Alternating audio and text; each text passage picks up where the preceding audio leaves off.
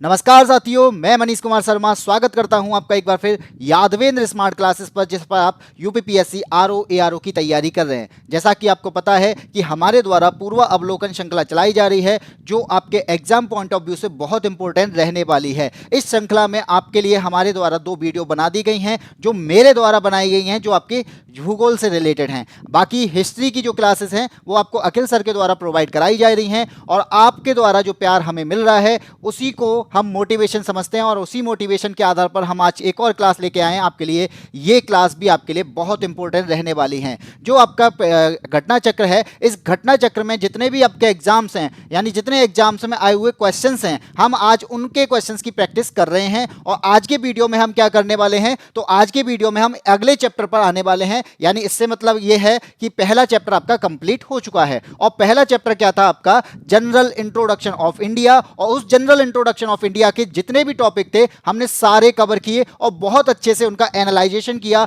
और बहुत अच्छे से उसको समझा है। और समझने के बाद में आपका जो रिस्पॉन्स आया, उस रिस्पॉन्स के आधार पर आज हम एक और वीडियो लेके आए हैं, और ये वीडियो भी आपके लिए बहुत इंपॉर्टेंट रहने वाली है। आज का जो टॉपिक है, आज का दूसरा टॉपिक है, जो है आपका भारत के प्राकृतिक प्रदेश, यानी भारत के भौतिक प्रदेश। भारत का जो भौतिक प्रदेश है, यानी भारत को कितने पार्ट में डिवाइड किया गया है, कितने पार्ट में डिवाइड करने के बाद में हम उनके टॉपिक को पढ़ने वाले हैं। तो आज के लिए हम क्या पढ़ने वाले हैं, तो आपके लिए बहुत इंपॉर्टेंट क्लास होने वाली है ये। और ये क्लास में आपका सामने आपका आ गया भारत का भूगोल, और भारत के भूगोल में हमारा जो चल रहा है भौतिक विभाजन। और भौतिक विभाजन भारत का कितने आधार पर किया गया है उसके बारे में बात करने वाले हैं। और इसमें आज हम 2 टॉपिक कवर करने वाले हैं। इन 2 टॉपिक से आपके क्वेश्चंस को यहां पे कवर करने वाले हैं। पहला है आपका भारत के प्राकृतिक प्रदेश, और दूसरा पार्ट है आपका उत्तर का पर्वतीय प्रदेश। यहां पर हम इन दोनों टॉपिक को कवर करने वाले हैं। इन दोनों टॉपिक के आए हुए प्रीवियस ईयर क्वेश्चंस को यहां पे कंप्लीट करने वाले हैं, उनका एनालाइजेशन करने वाले हैं, जिससे आपको बहुत बेनिफिट मिलने वाला है। और ये एग्जाम पॉइंट ऑफ व्यू से बहुत इंपॉर्टेंट रहने वाले हैं, और यूपीपीएससी के एग्जाम में बहुत अच्छा रिस्पॉन्स आने वाला है इन क्वेश्चंस का। चलिए आगे बढ़ते हैं। आज का पहला क्वेश्चन क्या है, पहले क्वेश्चन से आपको मैं कुछ समझा दूं क्वेश्चन से पहले। तो ये है आपका भारत, और इस भारत में आपको यहां पे मैंने आपको कलर आपको दिख रहा होगा कि अलग अलग कलर में यहां पे दिखाया गया है।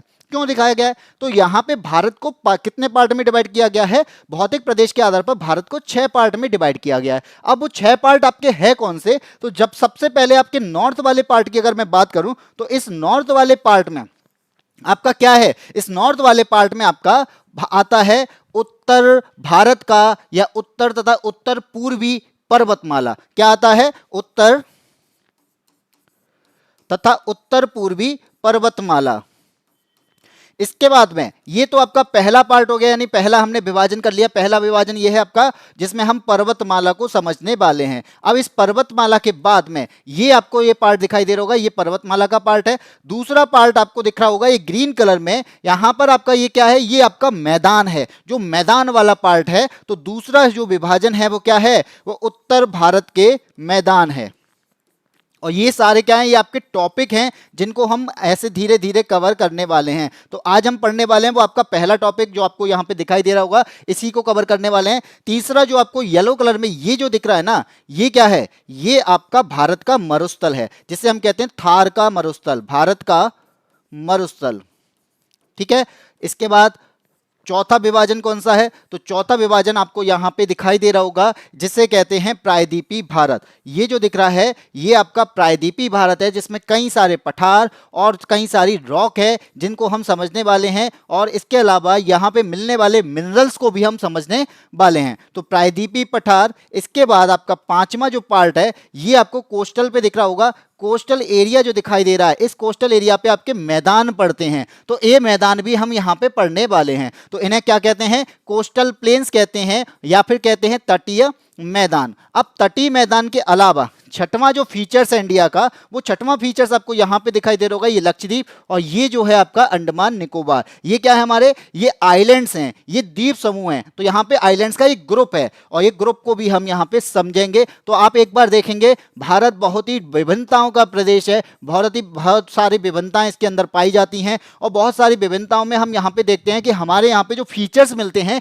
ये भी फीचर्स हमारे पास में, यानी एक ही जगह पर कई सारे फीचर्स हमको मिलते हैं। आपने देखे होंगे कई सारे सारे देश ऐसे हैं जो आपके केवल द्वीप वाले देश हैं, जैसे आपका मालदीव, मालदीव में क्या है आपका, मालदीव पूरा आपका द्वीपीय देश है, श्रीलंका आपका द्वीपीय देश है। तो ये क्या है हमारे पास में एक फीचर्स है। दूसरा जैसे आप देखते होगे प्रायद्वीपीय पठार है, यहाँ पर प्रायद्वीपीय पठार के अलावा मरुस्थल देखते हो, तो आप मरुस्थल वाला पार्ट देखो, जैसे सऊदी अरब हो गया, तो ये सऊदी अरब जो है यहाँ पे आप क्या देखते हो, ये पार्ट जो है आपका मरुस्थल का पार्ट है, लेकिन हमारे यहाँ पे मरुस्थल भी पाया जाता है। तो जो फीचर्स आपको एक कंट्री में मिल रहे हैं वो फीचर्स आपको सारे एक ही जगह पर मिल जाएं, वो है हमारा भारत। ठीक है, तो इसी को आगे बढ़ाते हैं। इसी के साथ में आपका पहला क्वेश्चन आपके सामने आता है, और पहला क्वेश्चन आपसे क्या कहता है, पहला क्वेश्चन से आपके सामने भारत से उपबंध पुराचुंबकीय परिणामों से संकेत मिलते हैं कि भूतकाल में भारतीय स्थलपिंड सरका है, यानी भारतीय जो जो पिंड है ये कहां से कहां सरका है। ऑप्शन आपको दे रहा है, ए है उत्तर की ओर सरका,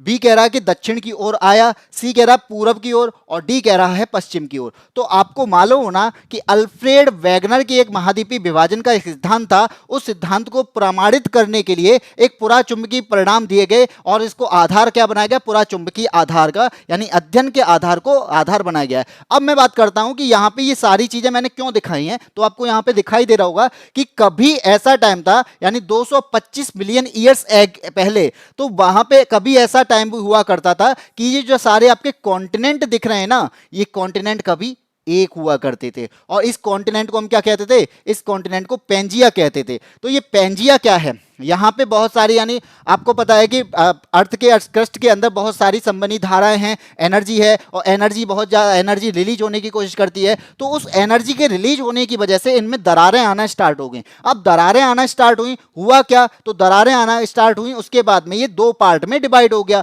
अब दो पार्ट में डिवाइड हुआ, पहला ऊपर का जो पार्ट है यानी नॉर्थ वाला पार्ट आपका लॉरेशिया कहलाया, और जो सेकंड वाला पार्ट जिसे हम साउथ वाला पार्ट कहते हैं उसे कहते हैं गोंडवाना लैंड। तो यहाँ पे अब ये ठीक है, इसके बाद में क्या हुआ, इसके बाद में और यहाँ पे एनर्जी, वही बात, तो वहाँ पे फिर भी आपकी एनर्जी रिलीज होगी, फिर उसके बाद में दरारें आएंगी, दरार आने के बाद में फिर भी यहाँ पे क्या होगा, फिर ये और पार्ट में डिवाइड होगा। तो ये लॉरेशिया जो था वो आपका नॉर्थ अमेरिका में और यूरेशिया प्लेट से डिवाइड हो गया। दूसरा आपका जो गोंडवाना लैंड थी, तो गोंडवाना जो है जो Africa, south America, Antarctica, Australia और इंडिया की प्लेट यहीं से निकली। ये इंपॉर्टेंट बनता है, क्यों बताया मैंने, क्योंकि यहां से आपको क्या पता चला कि यहां से एक इंडिया की जो प्लेट है, वो इंडिया की प्लेट जो है वो आपको यहीं से निकली है, और गोंडवाना लैंड का पार्ट भी इंडिया को कहा जाता है। अब ये किस साइड जाएगा, तो किस साइड गया, ये ऊपर आपको यूरेशिया दिख रहा है, क्योंकि भारत अब कहां पर है, भारत आपका एशिया में है, तो एशिया में तो क्या होगा, तो इंडिया ये वाला जो प्लेट है ये कहां टकराएगी, ऊपर की ओर, और ऊपर की ओर पता है क्या है, नॉर्थ है। तो भारत की जो प्लेट है जिसे हम गोंडवाना लैंड कहते हैं, वो गोंडवाना लैंड कहां पे आई, वो आई आपकी उत्तर की ओर। तो इसका आंसर कौन सा हो जाएगा, ऑप्शन नंबर ए यहां पे सही हो जाएगा। मैंने क्यों बताया इतना सारा, इसी वजह से बताया कि मुझे यहां पे ये बताना था कि कभी ये पेंजिया हुआ करता था, ये दो पार्ट में डिवाइड हुआ, भारत कहां से आया और भारत किस ओर आया, और भारत कहां पे टकराया, यूरेशिया प्लेट से, और यूरेशिया प्लेट से जैसे ही टकराया तो कंप्रेशन की वजह से आपका हिमालय बना। जो हिमालय आपका फोल्डेड माउंटेन है वो किस वजह से बना है, कि दो प्लेट के टकराने से जो कंप्रेशन हुआ है उसकी वजह से बना है। ठीक है, समझ में आया, आगे बढ़े, अगले क्वेश्चन पे आए। अगला क्वेश्चन क्या कहता है, क्वेश्चन नंबर 2 क्या कहता है, भारतीय उपमहाद्वीप मूलतः एक विशाल भूखंड का भाग था। ये बात ठीक है, अभी हमने देखा कि भारतीय जो महाद्वीप है या भारतीय उपमहाद्वीप है ये कभी एक विशाल भूखंड का एक पार्ट हुआ करता था, और उसे हम क्या कहते हैं। ऑप्शन ए कहता है भाई जुरैसिक भूखंड कहते हैं, बी कहता है आर्यवर्त कहते हैं, सी कहता है भाई इंडियाना कहते हैं, और डी कहता है गोंडवाना कहते हैं। तो आपको मालूम होना चाहिए कि अभी मैंने आपको बताया कि इंडिया वाली जो प्लेट है ये कहां से निकली, ये गोंडवाना लैंड से निकली है, और अगर ये गोंडवाना लैंड से निकली है तो इसका मतलब क्या है, तो इसका आंसर क्या हो जाएगा, ऑप्शन नंबर डी हो जाएगा कि भारत गोंडवाना लैंड का पार्ट था। ठीक है, आगे बढ़े, क्वेश्चन नंबर 3 पे आए। थर्ड आपसे क्या कहता है, क्वेश्चन नंबर 3 कहता है कि भारत कितने प्राकृतिक प्रदेशों में विभाजित है। तो भारत का यानी कहते हैं ना physical features of India, Bharat को कितने पार्ट में डिवाइड किया गया है। ऑप्शन ए कहता है भाई 4 हैं, बी कहता है 6 हैं, सी कहता है 7 हैं, और डी कहता है 8 हैं। और आपको मैं बता दूं ये क्वेश्चन जो पूछा गया था ये RAS में पूछा गया। ठीक है, आरएएस के 1996 के एग्जाम में पूछा गया था। तो आरएएस का जो एग्जाम हुआ था उसमें क्या बताया गया है, उसमें भारत को 4 पार्ट में दिखाया गया। लेकिन हम बात करेंगे एनसीईआरटी को, क्योंकि हम कैसे को फॉलो करेंगे, एनसीईआरटी को फॉलो करेंगे। और एनसीईआरटी को अगर हम फॉलो करते हैं तो हमें कितने पार्ट दिखते हैं भारत के, 6 पार्ट दिखते हैं। तो भारत को कितने पार्ट में डिवाइड किया गया है, 6 पार्ट में डिवाइड किया गया है। कितने फीचर्स है भारत के पास में, 6 फीचर्स हैं, और वो 6 फीचर्स मैंने आपको बता दिए हैं कौन कौन से हैं। तो उत्तर तथा उत्तर पूर्वी पर्वतमाला हो गया, उत्तर का भारत का मैदान हो गया, भारतीय मरुस्थल हो गया, प्रायद्वीपीय पठार हो गया, तटीय मैदान हो गया, और छठवां कौन सा हो गया, द्वीप समूह हो गया। ये 6 पार्ट हमारे यहाँ पे भारत में मिलते हैं। ठीक है, हमें समझ में आ गया।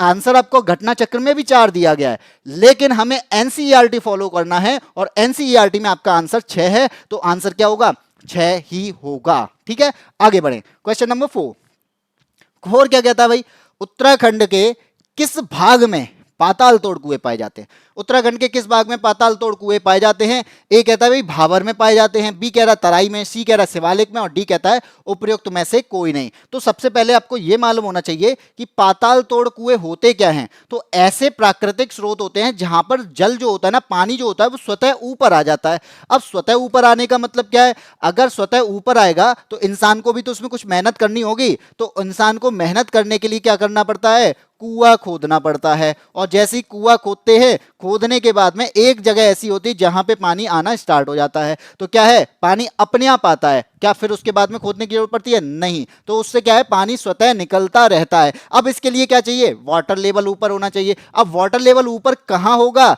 इन चारों की मैं बात करूं तो कहां होगा भाई, भाबर में। भाबर वाला एरिया तो खुद पत्थर का एरिया है, तो वहां पे तो होना नहीं है। बी बचा आपका तराई, तो तराई का एरिया क्या है, जो आपका दलदल एरिया है, जहां पे नमी है, मॉइस्चर है। नमी अगर है तो इसका मतलब क्या होगा, इस जगह पर आपको क्या मिलने वाले हैं, पाताल तोड़ कुएं मिलने वाले हैं। तो इसका मतलब आपका आंसर कौन सा सही हो जाएगा, ऑप्शन नंबर बी सही हो जाएगा। शिवालिक पहाड़ियों की तो बातें, पहाड़ों पे आपको कुएं कहां मिलेंगे। डी कहता है कोई नहीं, तो कोई नहीं तो आंसर है ही नहीं। आंसर कौन सा बचा हमारे पास में, बी। आगे बढ़े, क्वेश्चन नंबर 5 पे आते हैं। और 5 आपसे क्या कहता है, 5 यहां पे क्या कहता है आपसे कि भारत में भू आकारों की रचना के संबंध में निम्नलिखित कथनों पर मनन कीजिए। तो यहां पे हम भू आकार जो होते हैं उनके बारे में हमें मनन करना है, समझना है। ए कहता है कि, पहला कहता है 4 कथन हैं, चारों में से हमें क्या बताना है, कौन सा सही है या फिर कौन से सही हैं। चलिए देखते हैं। पहला कहता है कि संरचनात्मक दृष्टि से मेघालय जो पठार है वो दक्कन पठार का ही विस्तारित भाग है। तो दक्कन का पठार आपको पता है कि हम अगर बात करें इस इंडिया की, जिसे हम प्रायद्वीपीय भारत कहते हैं, तो प्रायद्वीपीय भारत में आपने देखा होगा कि यहाँ पे आपके क्या है, यहाँ पे आपके पठार हैं, और पठार जो हैं वो क्या हैं, यहाँ पे आपका पठार है। और ये पठार क्या है, आप कह सकते हो कि ये जो पठार है इसी का पार्ट आपका यहाँ पे जो मेघालय है, ये मेघालय भी है। तो ये बात कह रहा है, और ये बात सही है या गलत है, तो मैं बता दूं कि मेघालय का जो पठार है ये कभी भारतीय प्रायद्वीपीय भारत का ही हिस्सा हुआ करता था। लेकिन यहाँ पे क्या है, यहाँ पे आ जाता है फॉल्ट।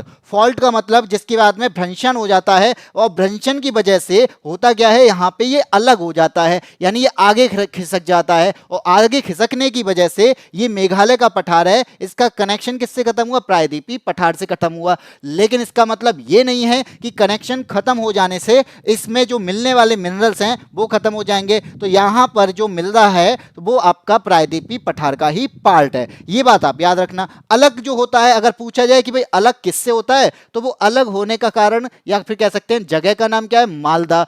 तो मालदा गैप से इसको अलग किया गया था। ठीक है, किया गया था का मतलब है कि अपने आप ही हुआ है, किया किसी ने नहीं था। तो यहां पे पहला जो कथन है वो सही हो गया, चलो ठीक है, पहला कथन मिल गया। दूसरा कहता है कश्मीर घाटी की रचना जो है वो एक समभिन्ति में हुई है।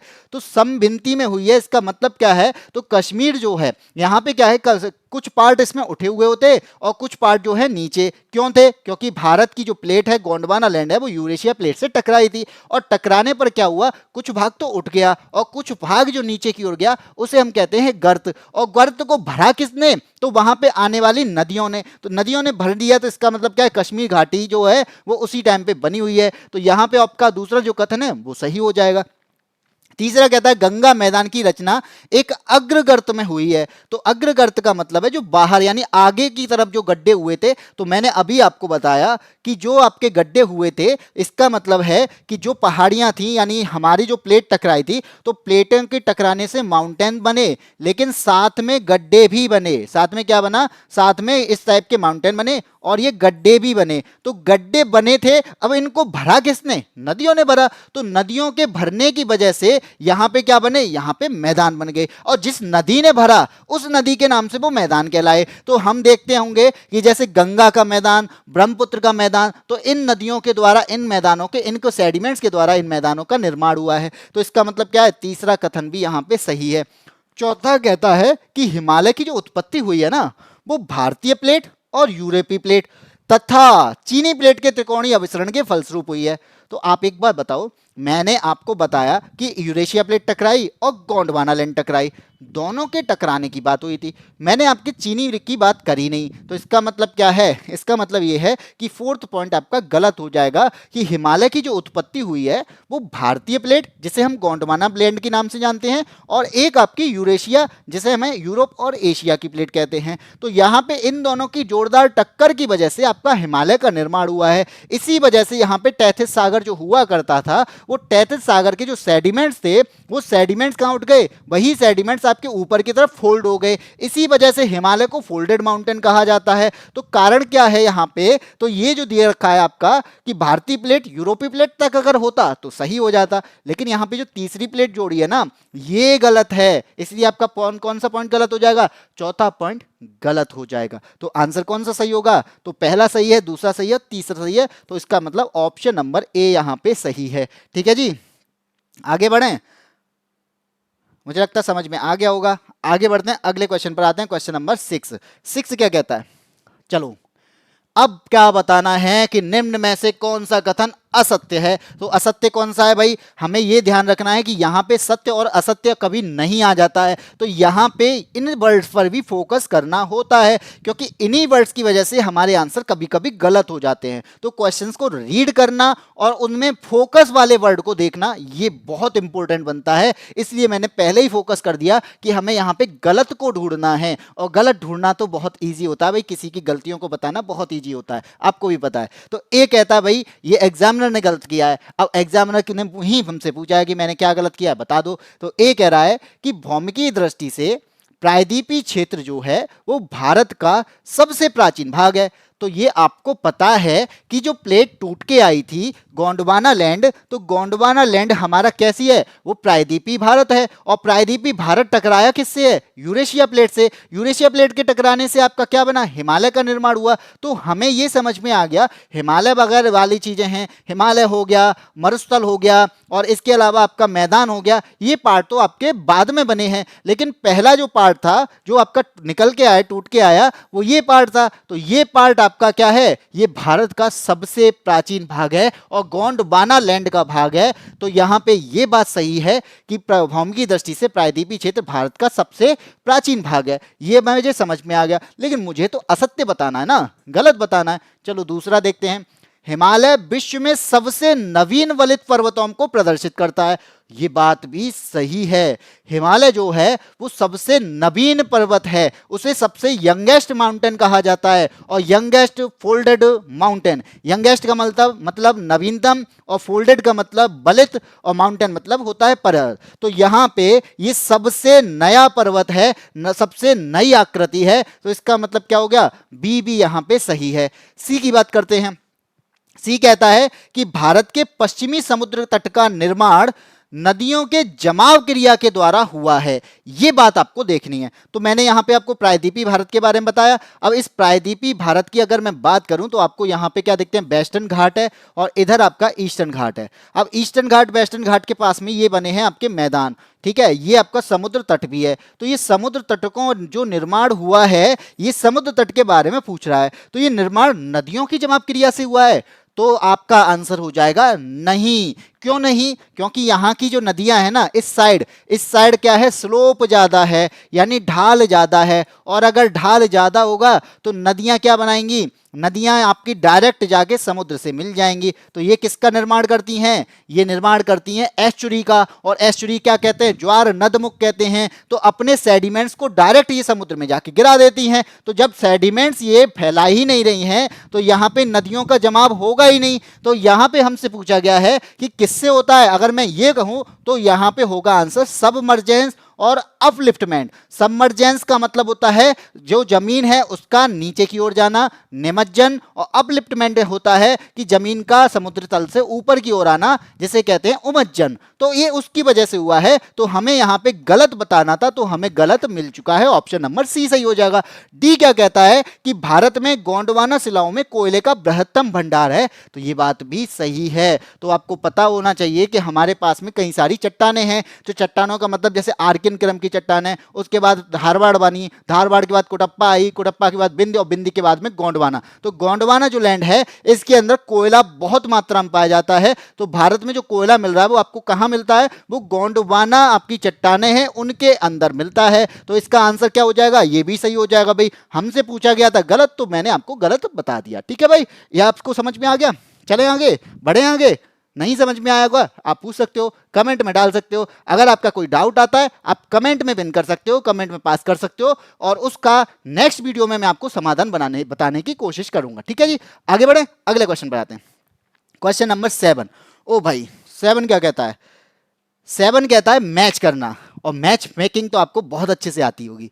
सूची फर्स्ट है, सूची सेकंड है। अब यहाँ पे हमें क्या बताना है कि इन दोनों को सुमेलित करना है और हमें सही उत्तर का चयन करना है। यानी सुमेलित करने के बाद में इनमें से आपको आंसर देना है। 1997 का ये क्वेश्चन है, क्योंकि हम प्रीवियस ईयर के क्वेश्चंस कर रहे हैं इसलिए ये इंपॉर्टेंट भी बनता है। तो यहाँ पे हमसे पूछा जा रहा है कि जो दक्कन ट्रैप है ये कौन सी चट्टानों का टाइम का बना हुआ है? पश्चिमी घाट में कौन सी चट्टान है, अरावली में कौन सी, और नर्मदा ताप्ती जलोढ़ निक्षेप में कौन सी? तो आपको ये मालूम होना चाहिए कि यहां पे अगर मैं बात करूं तो अरावली जो है वो सबसे क्या है? पुराना है इसमें। तो अरावली पर्वत की मैं बात करूं तो मुझे अरावली के बारे में अगर पता चल गया मैं आंसर निकाल दूंगा। या फिर कहते हैं एक या दो आंसर मुझे पता हो तो मैं आंसर फिर उसके हिसाब से निकाल दूंगा। मैच मेकिंग में क्या करना होता है, आपको अगर एक या दो आंसर इसमें से पता चलना, एक दो या दो मेकिंग अगर कर लो तो आप उस बेस पर भी आंसर निकाल सकते हो। कैसे कर सकते हैं? मैं चलो अरावली की बात करता हूं क्योंकि मुझे अरावली का पता है। ठीक है, चारों में से अगर मुझे अच्छे से पता है तो वो अरावली का पता है। और अरावली का जो होगा वो होगा आपका प्री कैम्ब्रियन टाइम। तो अरावली जो है वो प्री कैम्ब्रियन टाइम की है। तो ऑप्शन इसका हो जाएगा 2। तो सी का 2 मुझे देखना है सबसे पहले। तो यहां पे सी का 2 देख लो।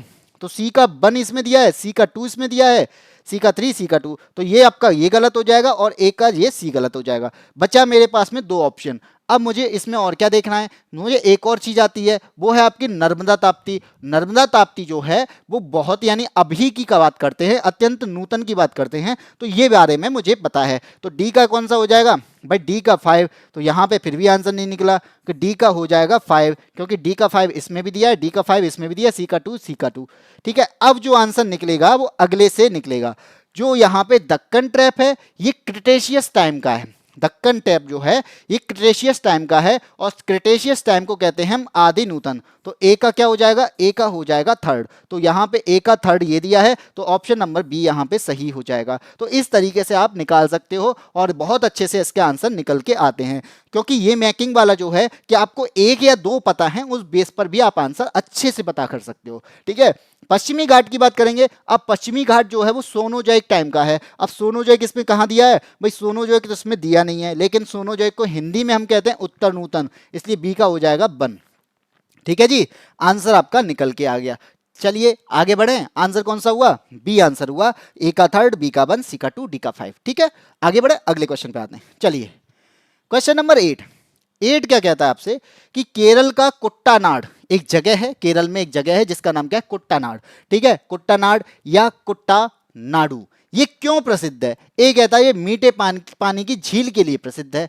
बी बता रहा है नहीं ये भारत का न्यूनतम ऊंचाई वाला क्षेत्र है। ठीक है, सी कहता है एक प्रवाल द्वीप के लिए है, और डी कहता है कि भारत के सबसे पश्चिम में स्थित बिंदु के लिए है, तो आपको मालूम होना चाहिए इसका आंसर क्या हो जाएगा। तो आपको मालूम क्या होगा कि ये भारत का न्यूनतम ऊंचाई वाला क्षेत्र है, ये मालूम पड़ गया। कैसे पता चला? क्योंकि मुझे मालूम था, मैंने पढ़ा है, और इसी वजह से यहाँ पे क्या है, इसे धान का कटोरा भी कहा जाता है। तो सबसे ज्यादा किसकी खेती होती होगी इसमें? तो इसमें धान की खेती होती होगी, जिसे हम चावल कहते हैं। और ये बहुत ही नीचे है। नीचे का मतलब समुद्र तल से ज्यादा ऊंचा नहीं है, समुद्र तल से तो ये नीचे और है। तो कितना नीचे है ये भी मालूम होना चाहिए। तो ये जो एरिया है ना, ये समुद्र तल से नीचे है, इसलिए न्यूनतम ऊंचाई बोल रहे हैं।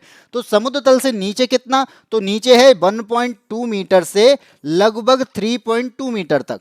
तो 1 मीटर नीचे है ये, लगभग 1 से 3 मीटर क्या है, ये नीचे है समुद्र तल से। तो जो समुद्र तल होता है ना, उससे थोड़ा ये नीचे की तरफ। अब ये कहोगे डूबता क्यों नहीं है? तो आपको ये मालूम होना चाहिए कि ये बिल्कुल किनारे पे नहीं है। अगर ये किनारे पे होता, यानी कोस्ट पे होता, तो डूबता ना। ये थोड़ा सा क्या है, आगे की तरफ है, केरल में थोड़ा सा आगे की तरफ, यानी किनारे से बहुत दूर है। और अगर किनारे से दूर है तो इसका मतलब क्या है, ये डूबेगा नहीं। ये डूबेगा, बाद में डूबेगा, केरल डूब जाए तो, लेकिन ऐसा नहीं होगा। ठीक है, चलो इसकी बात करते हैं। तो कुट्टानाड में जो खेती की प्रणाली है ना, ये वर्ल्ड फेमस है। तो वर्ल्ड फेमस होने की वजह से इसे क्या बोला गया है, GIAHS। तो भाई ये क्या है, ये बड़ा खतरनाक सा नाम दिख रहा है, GIAHS। और ये किसके द्वारा दिया गया? ये FAO की संस्था है, उसके द्वारा दिया गया है। तो ये दोनों इंपॉर्टेंट बनते हैं। क्यों बनते हैं? कि FAO क्या है, UN का फूड एंड एग्रीकल्चर ऑर्गेनाइजेशन है। इसके द्वारा क्या हुआ कि 2013 में इसे कुट्टानाड की जो खेती की प्रणाली है ना, उसको वैश्विक रूप से इंपॉर्टेंट माना। तो इसी वजह से globally important agriculture heritage site क्या है, GIHS, globally important agriculture heritage site है। ठीक है, चलिए आगे बढ़े, क्वेश्चन नंबर 9 पे आए। 9 क्या कहता है आपसे, चलिए आगे बढ़ते हैं और 9 नंबर क्वेश्चन पर आते हैं। ये कहता है आपसे, निम्नलिखित में से कौन सा जो है मरुस्थल है या मरुस्थल का पार्ट है? ऑप्शन आपके सामने दे रखा है भाई, सिंधु क्षेत्र है, बी कहता है नहीं गंगा क्षेत्र है, सी कह रहा है नहीं भाई असम क्षेत्र है, और डी लास्ट कहता है कि मध्य भारत का क्षेत्र है। अब आप एक बात बताओ, अगर आपने जो आपका मैप है, भारत का मैप, इसको अगर समझा हो, तो गंगा का क्षेत्र जो है वो मैदान है, असम का क्षेत्र जो है वो भी मैदान है, और मध्य भारत का क्षेत्र जो है ये पहाड़ी एरिया है। अब यहाँ पे सिंधु क्षेत्र है, भाई सिंधु क्षेत्र भी तो मैदान है, लेकिन सिंधु क्षेत्र में ही आपका क्या आता है, आपका मरुस्थल भी आता है। तो ये राजस्थान का मैदान जरूर है, लेकिन राजस्थान का मैदान जो अरावली पर्वत के पश्चिम में है, वो अरावली पर्वत के पश्चिम वाला पार्ट जो है वो आपका सिंधु क्षेत्र का ही पार्ट है, और वो आपका मरुस्थल का पार्ट है। ये बात आपको याद रखनी है। तो आंसर क्या हो जाएगा, ऑप्शन नंबर ए हो जाएगा। हो गया कि नहीं हो गया? आगे बढ़ें, अगले क्वेश्चन पे आए। अगला क्वेश्चन क्या कहता है, क्वेश्चन नंबर 10,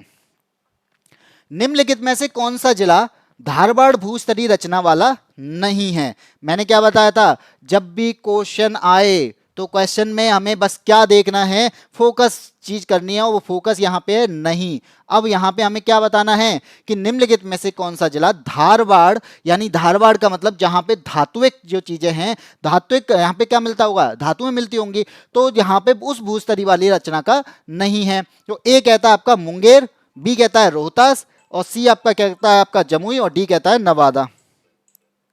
तो आंसर क्या होगा इसका? तो आंसर आपको मालूम होना चाहिए कि मैं यहां पे अगर मैं बात करूं, किसकी बात करूं, तो यहां पे आपको 3 जिले दिख रहे हैं। तो इनमें से चारों में से 3 जिले आपको यहां पे दिख रहे हैं। कौन से? तो एक तो हो गया आपका मुंगेर, ठीक है, एक हो गया मुंगेर, दूसरा हो गया नवादा, और तीसरा हो गया जमुई। ठीक है, तो मुंगेर, नवादा और जमुई, ये 3 जिले जो हैं ये कहाँ के हैं, ये धारवाड़ जिले के हैं, यानी कह सकते हो धारवाड़ भूस्तरीय रचना वाले हैं। और यहाँ पे आपको धातुएं बहुत अच्छी मात्रा मिलती हैं, लेकिन इसमें से एक बचा जो ऑप्शन नंबर बी, ये क्या है, ये रोहतास है। और रोहतास जो है वो दक्षिण पश्चिम का एरिया है, और ये कहाँ के हैं, ये दक्षिण पूर्व के एरिया हैं। ये तीनों कहाँ के हैं, ये तीनों जो हैं ये दक्षिण पूर्व के एरिया हैं। और इसकी मैं बात करूं, ये क्या है, ये दक्षिण पश्चिम का एरिया है, और ये दक्षिण पश्चिम का जो एरिया है बिहार का, और ये इसमें क्या मिलता है, इसमें आपको, यानी ये कौन सी चट्टानों का एरिया है, ये आपका विंध्यन चट्टानों का एरिया है। कौन सी चट्टानों का, विंध्यन चट्टानों का एरिया है। ये किसके हैं, ये धारवाड़ चट्टानों के एरिया है। बस इतना याद रखना, लेकिन इतना इंपॉर्टेंट क्वेश्चन नहीं है, इसलिए क्योंकि यूपीपीएससी में नहीं आपका नहीं पूछा गया, बिहार का क्वेश्चन है, इसलिए आप कह सकते हो कि इतना इंपॉर्टेंट नहीं है। लेकिन हाँ, इतना जरूर कहूंगा कि आप अगर यहाँ पे पढ़ेंगे तो मैं सारी चीज़ों को यहाँ पे पढ़ाने वाला हूँ, सारी चीज़ें आपके लिए इंपॉर्टेंट बनती हैं, क्योंकि घटना चक्र की जो बुक है उसमें ये सारी चीज़ें, यानी बीपीएससी हो, चाहे वो आपका जेकेपीसी हो, कहीं का भी आपका पीएससी का एग्जाम हो, कहीं का आपका स्टेट पीसीएस का एग्जाम हो, आपके सारे क्वेश्चन यहाँ पे इंपॉर्टेंट रहने वाले हैं। लेकिन इतना है कि ये प्रैक्टिस के रूप में करने हैं। अगर ऐसे क्वेश्चन आपको अगर लगता है कि नहीं आ रहे हैं तो आप उनको छोड़ दें, कोई दिक्कत नहीं है। आगे बढ़ें, अगले क्वेश्चन पर आए, क्वेश्चन नंबर 11 पे, निम्नलिखित में से कौन सी चट्टान प्रणाली भारत में नवीनतम है। तो नवीनतम चट्टान प्रणाली कौन सी है, ऑप्शन आपके सामने, आपको देखने हैं, लेकिन मैं आपको बता दूं कि सबसे पुरानी कौन सी है। तो सबसे पुरानी जो है वो है आपकी आर्कियन, ठीक है, सबसे पुरानी आर्कियन है। अब इसका होता है रूपांतरण, और रूपांतरण के बाद में यहां पे जो चट्टान बनेगी वो बनती है आपकी धारवाड़ की चट्टान है, ठीक है। धारवाड़ के बाद में आती हैं आपकी कोडप्पा की चट्टान है। अब भाई कोडप्पा भी आपका नया हो गया, लेकिन इससे भी नई कोई है, तो इससे नई भी आपकी है, तो वो कौन सी है, वो आपकी विंध्यन की है। और विंध्यन के बाद में जिसका निर्माण हुआ उसे हम क्या कहते हैं, उसे हम कहते हैं गोंडवाना की चट्टान है। तो यहाँ पे सबसे नवीनतम चट्टानों के बारे में अगर पूछी जाएगी तो कौन सी है, वो है आपकी गोंडवाना की चट्टान है, और गोंडवाना की चट्टान इसका आंसर हो जाएगा ऑप्शन नंबर डी, ठीक है। तो कौन सी चट्टान प्रणाली भारत में सबसे नवीनतम है, तो वो है आपकी गोंडवाना, जिसमें आपका क्या मिलता है, कोयला मिलता है। और अगर आपको ट्रिक याद करनी है तो भाई बहुत ही आसान ट्रिक है, जिसको आप कह सकते हो आधार कार्ड। भाई आधार कार्ड क्या हो गया, बनवाने गए, ठीक है।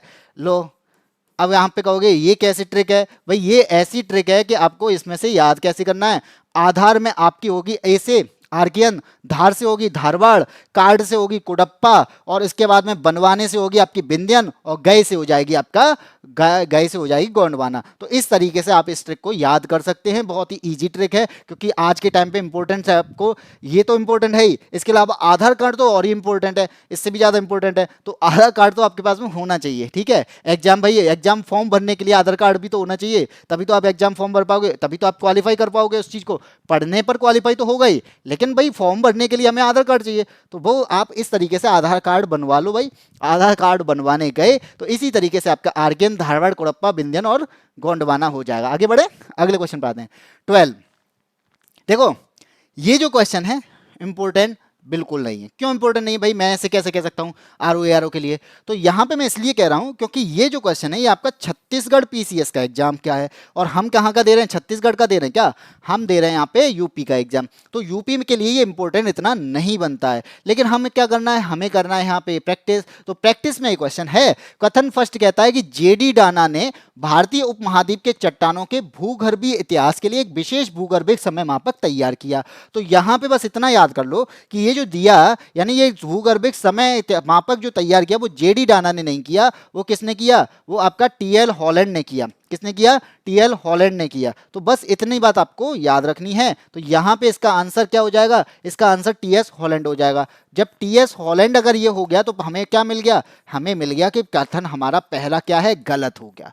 भाई ये तो गलत कर दिया मैंने। सेकंड क्या कहता है, भूगर्भिक समय मापक के अनुसार भारतीय चट्टानों को आर्कियन, पौराणिक, द्रविडियन, आर्यन युग में विभाजित किया जाता है। तो भूगर्भिक जो समय मापक के अनुसार जो होता है ना, जो भारतीय चट्टानें जो होती हैं, तो आपको पता है आर्यन क्रम की चट्टानें, पौराणिक चट्टानें कौन सी हैं, द्रविडियन कौन सी, आर्यन युग की चट्टानें कौन सी हैं, इस तरीके से डिवाइड किया जाता है। तो आंसर इसका सेकंड क्या हो जाएगा, ये सही हो जाएगा। तो ये देख लो कौन सा सही है इसमें, तो यहाँ पे कथन फर्स्ट तो गलत है और सेकंड सत्य है, तो ऑप्शन नंबर डी यहाँ पे सही होगा। ठीक है, कौन सा सही होगा, ऑप्शन नंबर डी यहाँ पे सही हो जाएगा। बस प्रैक्टिस के तौर पे मैंने आपको इसका आंसर बता दिया है, बाकी ये आपके लिए एग्जाम के लिए इंपॉर्टेंट नहीं बनता है। कि आगे बढ़ते हैं, अगले क्वेश्चन पर आते हैं, क्वेश्चन नंबर 13।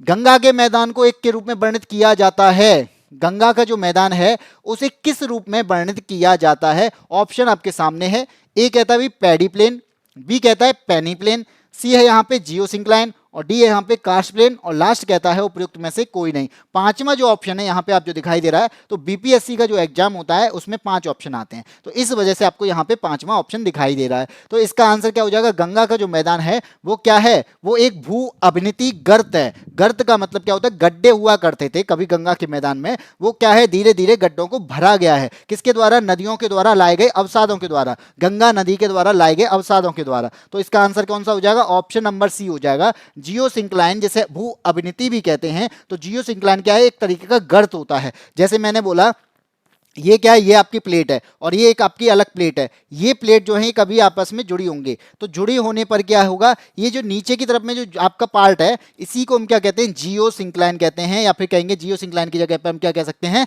तो यहाँ पे भू अवनति कह सकते हैं। इसी के कंप्रेशन से क्या होता है, इसी के कंप्रेशन से आपका धीरे धीरे धीरे करके और ही चीज़ों का निर्माण होता है। या फिर मैंने यहाँ पे आपको पहाड़ वाला एरिया दिखाया है, अगर मैं पहाड़ वाला एरिया ना दिखा के इसको ऊंचा वाला पार्ट दिखाऊं और इसको दिखाऊं ये दोनों पार्ट के नीचे की तरफ में, तो यहां पे कंप्रेशन हुआ, कंप्रेशन से यहां पे दो चीजें बनी। कंप्रेशन से क्या बना, आपके यहां पे पहाड़ बने जिन्हें फोल्डेड माउंटेन कहा जाता है, और क्या बना, और दूसरा जो पार्ट बना वो क्या बना, वो आपके गड्ढे बने जिसे हम कहते हैं गर्त। तो यहां पे ये पार्ट जो है ये किसने बताया, ये बताया कोबर के भूसन्नति सिद्धांत के आधार पर। तो कोबर का जो भूसन्नति सिद्धांत है, जियोसिंक्लाइन थ्योरी है, वो कोबर की थ्योरी है जिसको आज के कैंप पे माना नहीं जाता है। ठीक है, इन्होंने बताया कि ये दो पार्ट थे, ये यानी जुड़े हुए थे, बीच में आपका समुद्र हुआ करता था, ये धीरे धीरे पास में आए, तो यहां पे क्या कंप्रेशन हो गया, तो नदियां यहां से जो नदियां सेडिमेंट्स डाल रही थी, वो नदियों के द्वारा जो सेडिमेंट थे वो सेडिमेंट्स ही आपके धीरे धीरे ऊपर की तरफ उठ गए कंप्रेशन की वजह से, और कुछ पार्ट जो है वो वहां पे गड्ढे हुए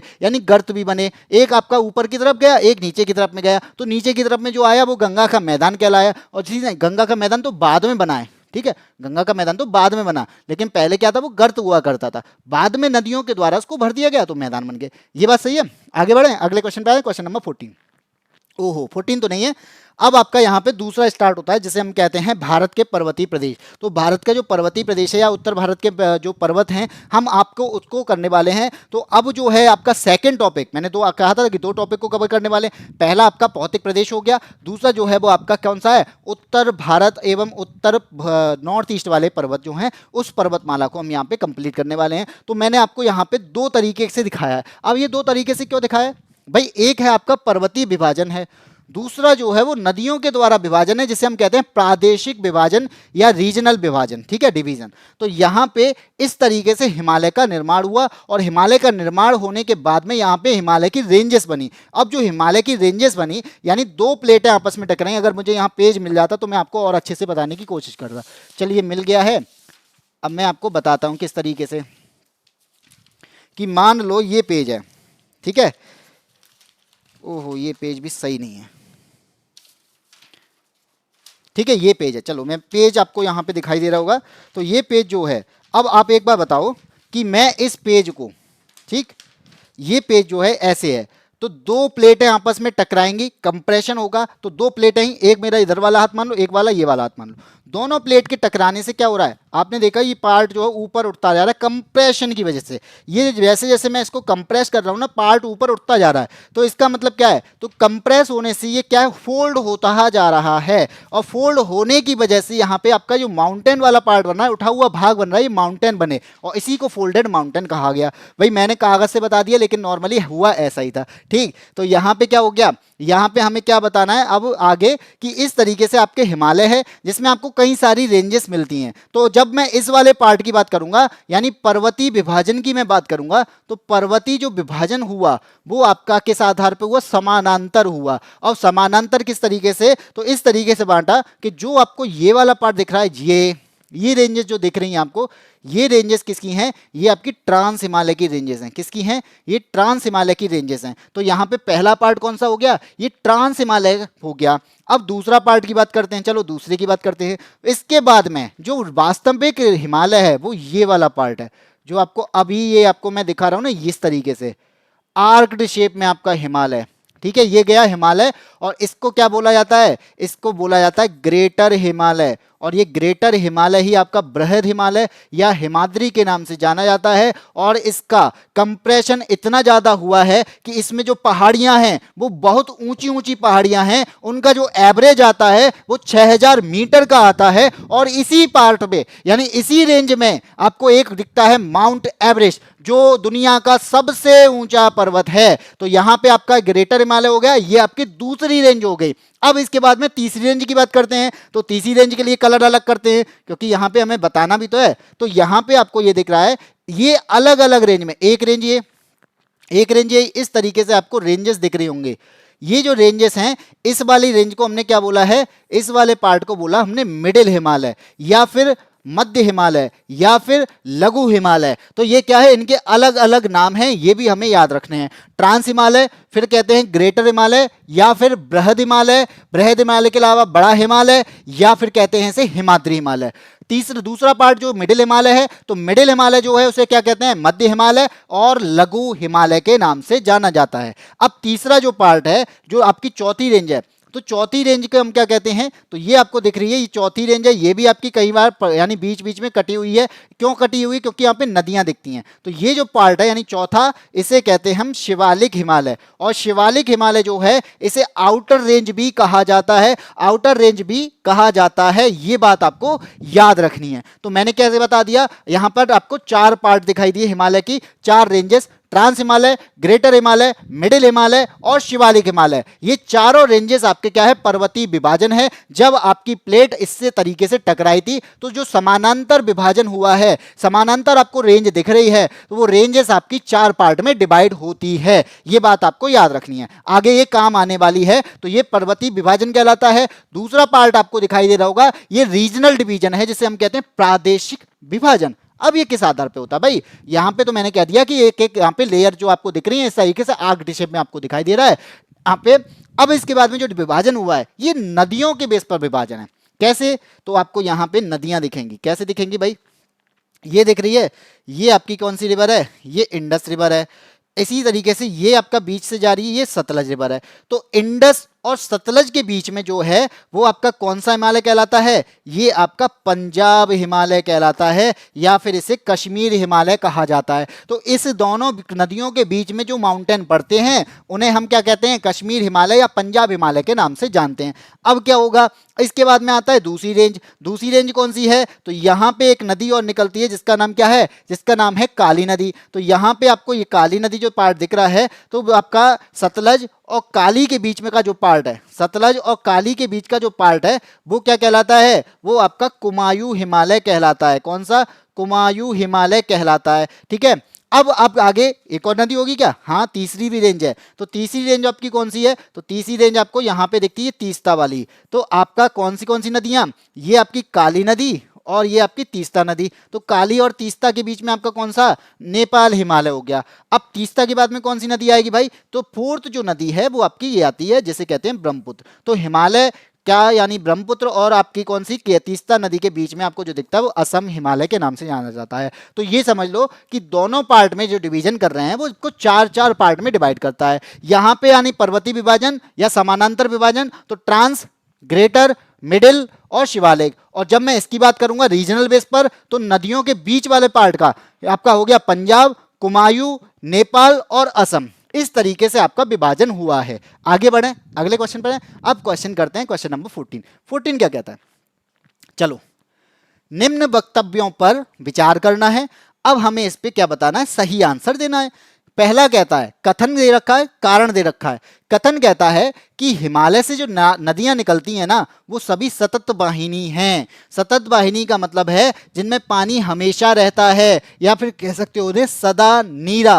यहाँ पे सदा नीर रहता है, हमेशा जिसमें पानी रहता हो, उसे हम क्या कहते हैं, सतत वाहिनी कहते हैं। तो भाई ये बात तो बिल्कुल सही है। अब ये क्यों सही है, आपको पता है, ये है हिमालय, यानी हिमालय के आपका एक माउंटेन। अब इस माउंटेन पे आपको मालूम ये होना चाहिए कि यहाँ पे जैसे जैसे हाइट बढ़ेगी, और हाइट हमेशा किसके कहते हैं, टेम्परेचर के इन्वर्सली प्रोपोर्शनल होती है। ये बात आप याद रखना कि टेम्परेचर के इन्वर्सली प्रोपोर्शनल होती है। Altitude inversely proportional is 1/T, यानी टेम्परेचर। तो होगा क्या, टेम्परेचर जैसे जैसे ऊपर, या फिर कहेंगे एल्टीट्यूड जैसे जैसे बढ़ता जाएगा, अगर एल्टीट्यूड बढ़ेगा तो टेम्परेचर घटेगा, एल्टीट्यूड घटेगा तो टेम्परेचर बढ़ेगा। ये बात आपको याद रखनी है। तो हमारा यहाँ पे हाइट बढ़ रही है यानी एल्टीट्यूड बढ़ रहा है, तो एल्टीट्यूड बढ़ने से क्या होगा, टेम्परेचर घटेगा, और टेम्परेचर घटेगा तो ये भी आपको मालूम होना चाहिए कि अगर मैं 1 किलोमीटर ऊपर की ओर जाऊं तो लगभग 6.5 डिग्री सेल्सियस माइनस होगा, यानी कम हो जाएगा। और 1 किलोमीटर जाने पर 6.5 डिग्री सेल्सियस यहाँ पे कम हो जाता है। तो जो यहाँ पे टेम्परेचर होगा, जो टेम्परेचर इस जगह पे होगा, तो जो टेम्परेचर यहाँ पे है, तो इसके अकॉर्डिंग क्या होगा, इसके अकॉर्डिंग अगर मैं 1 किलोमीटर ऊपर जाऊं तो -6 डिग्री हो जाएगा। तो मैंने बोला कि यहाँ पे था आपका 20 डिग्री, तो ऊपर जाएंगे तो 6 कम कर दो, 13.5 डिग्री हो जाएगा। तो 13.5 डिग्री सेल्सियस ऊपर टेम्परेचर होगा। तो आपको पता है क्या 1 किलोमीटर के पहाड़ हैं? नहीं, हमारे पास तो भाई 8,848, जो कि आपका माउंट एवरेस्ट है, लगभग 9 किलोमीटर। तो 9 किलोमीटर ऊपर जाएंगे तो भाई 54 आपका कितना माइनस हो जाएगा, लगभग 54, या फिर कह सकते हो लगभग 60 डिग्री माइनस हो जाएगा। तो 60 डिग्री माइनस होगा तो यहाँ पे क्या होगा, तो आपको पता है यहाँ ग्लेशियर बनना स्टार्ट हो जाएंगे। तो यहाँ पे ग्लेशियर बनना स्टार्ट हो जाते हैं, तो स्नो लाइन के ऊपर ग्लेशियर बनना स्टार्ट हो जाते हैं। अब ये ग्लेशियर क्या है, धीरे धीरे मूव करते हैं। मूव करने पर जैसे जैसे नीचे आते जाएंगे वैसे वैसे क्या होगा, टेम्परेचर बढ़ता जाएगा। बढ़ता जाएगा तो टेम्परेचर क्या होगा, टेम्परेचर बढ़ रहा है तो वो आपके ग्लेशियर पिघलते जाएंगे, और पिघलेंगे तो क्या होगा भाई, पिघलेंगे तो नीचे आके ये नदी का रूप ले लेते हैं। तो यहाँ पे अगर ग्लेशियर हमेशा बनेंगे, ग्लेशियर हमेशा पिघलेंगे, तो क्या होगा, नदियाँ हमेशा बहती रहेंगी। तो इसका मतलब है कि यहाँ की नदियाँ जो होती हैं वो सदा नीरा होती हैं, या फिर आपकी पेरिनियल रिवर कहलाती हैं। पेरिनियल का मतलब होता है जिसमें हमेशा पानी रहता हो। ठीक है, तो आपका ऑप्शन नंबर यानी कथन ए तो सही है। बी क्या कहता है, यानी कारण क्या कहता है, रीजन क्या कहता है, हिमालय अपनी वर्षा का अधिकांश दक्षिणी पश्चिमी मानसून से प्राप्त करता है। तो ये बात आपको पता है भाई कि जो आपका दक्षिण पश्चिम मानसून इंडिया में एंटर करता है ना, तो इंडिया में जो एंटर करता है, तो एंटर करने के बाद में वो किससे टकराता है, हिमालय से टकराता है। तो हिमालय तक ये बारिश करेगा, तो यहाँ पे जो बारिश भी हो रही है ना वो दक्षिण पश्चिम मानसून से हो रही है। तो इसका मतलब हो गया कि कारण भी यहाँ पे सही है। ठीक है, कारण जो है यहाँ पे वो सही है। तो इसका मतलब ये है कि जो यहाँ पे सतत वाहिनी है उसका रीजन क्या होगा, दक्षिण पश्चिम मानसून होगा? नहीं, ये कारण तो सही है लेकिन ये पुष्टि नहीं करता है कि ये एक ही सही व्याख्या कर रहा है, क्योंकि वहां पे तो ग्लेशियर है, पानी जो रह रहा है वो ग्लेशियर की वजह से बह रहा है, सतत वाहिनी जो है वो ग्लेशियर की वजह से सतत वाहिनी है। मानसून तो आपका केवल आपका जून जुलाई के टाइम पे आएगा, अगस्त सितंबर तक रहेगा और फिर चला जाएगा। तो ये तो केवल 3 से 4 महीने रहने वाला है, तो क्या उसकी वजह से सतत वाहिनी है? हाँ, ये जरूर हो सकता है कि सोर्स जरूर है, ये कह सकते हैं कि ये पानी का सोर्स जरूर है, लेकिन आपकी पेरिनियल रिवर जो है वो ग्लेशियर की वजह से है। तो इसका मतलब ये सही व्याख्या तो नहीं कर रहा, लेकिन ये बात सही कह रहा है। तो यहाँ पे ऑप्शन नंबर बी हो जाएगा यहाँ पे सही। तो यहाँ पे क्या कह रहा है ये कि ए और आर दोनों तो सही हैं, लेकिन जो कारण दे रखा है ना, रीजन दे रखा है, वो रीजन आपके जो आपका कथन है इसकी सही व्याख्या नहीं करता है। तो ऑप्शन नंबर बी यहाँ पे सही हो जाएगा। इतनी बात समझ में आई कि नहीं आई? आ गई है तो जल्दी से जल्दी वीडियो को लाइक कर दो, क्योंकि मैं आपको यहाँ पे एनालाइज कर रहा हूँ। एनालाइज का मतलब ये है कि मैं आपको यहाँ पे अलग तरीके से समझाने की कोशिश कर रहा हूँ, क्योंकि किताब को पढ़ना अलग होता है, पढ़ने के अलावा उस चीज को माइंड में बैठाना मैप के आधार पर और या फिर उसको इमेजिनेशन के आधार पर वो ज्यादा इजी हो जाता है। तब जब ज्यादा इजी हो जाएगा तो आप क्वेश्चंस को बहुत अच्छे से समझ पाओगे। अब जहां से अंडरस्टैंडिंग लेवल भी आपका बढ़ेगा। क्यों बढ़ेगा? मैंने आपको बताया कि एल्टीट्यूड आपका बढ़ रहा है तो टेम्परेचर घटेगा। तो आपको पता है कि जहां पे एल्टीट्यूड बढ़ता जाएगा टेम्परेचर घटता जाएगा। आपका मानसून आ रहा है, मानसून आ तो रहा है लेकिन बारिश कर रहा है, 2 से 3 महीने बारिश करेगा, निकल लेगा, फिर निकलने के बाद में बारिश, फिर पानी कहाँ से आएगा भाई? तो पानी आने का रीजन क्या है? ग्लेशियर ही है तो है। तो यहां से ये बात हमारे माइंड में कंसेप्ट को समझना है, और जब हम कंसेप्ट को समझ जाएंगे ना तो हम क्वेश्चंस को गलत करेंगे ही नहीं। तो इस वजह से मैं आपके लिए ऐसी क्लास लेके आया हूं जहां पे आप क्वेश्चंस का एनालाइज कर पाओ, क्वेश्चन का अंडरस्टैंडिंग लेवल समझ पाओ कि किस तरीके से हम क्वेश्चन को समझना है, किस तरीके से इसके आंसर निकालने हैं, किस तरीके से हम आगे बढ़ते जाएंगे और एग्जाम को क्वालिफाई करेंगे। और इसी के चलते अगर आपने ये क्लास पसंद आ रही है तो वीडियो को लाइक शेयर जरूर करें। आगे बढ़ते हैं अगले क्वेश्चन पर, क्वेश्चन नंबर 15। 15 क्या कहता है भाई? फिर विचार करना है, विचार तो आपको करना रहना है, जितने भी आपके क्वेश्चन आएंगे सब पर विचार करना है। अब क्वेश्चन नंबर 15 पे आपको पढ़ो, पढ़ने के बाद में आप आंसर देने की कोशिश करो। मैं तो दूंगा ही, मैं तो आपको समझा ही रहा हूं क्योंकि मुझे तो देने हैं। पहला कथन कहता है हिमालय से निकलने वाली नदियां सतत बहनी है। भाई अभी समझा कि भाई हिमालय से निकलने वाली नदियां तो सतत बहनी है, पेरिनियल रिवर हैं, क्योंकि यहाँ पे हैं ग्लेशियर, ग्लेशियर पिघलेंगे। और यहाँ पे ग्लेशियर को कहा जाता है मूविंग आइस या मूविंग स्नो। तो जहाँ पे जैसे जैसे आपके ग्लेशियर आगे बढ़ते हैं, नीचे की तरफ आते हैं, टेम्परेचर डाउन, टेम्परेचर डाउन, तो यहाँ पे आपका जो बर्फ है वो पिघलेगी, पिघलेगी तो वो नदी का रूप लेगी, नदी का रूप लेगी तो नदियां बन के जाएगी, मैदानों में बहेगी, और मैदानों से बहते बहते सागर में पहुंचेगी, और ये हमेशा प्रोसेस चलती रहेगी। इसलिए ये कैसी है? सतत वाहिनी है। तो कथन तो हमारा सही है। रीजन क्या दे रखा है? रीजन यहाँ पे दे रखा है हिमालयी नदियों का उद्गम स्रोत हिमानियों में स्थित है।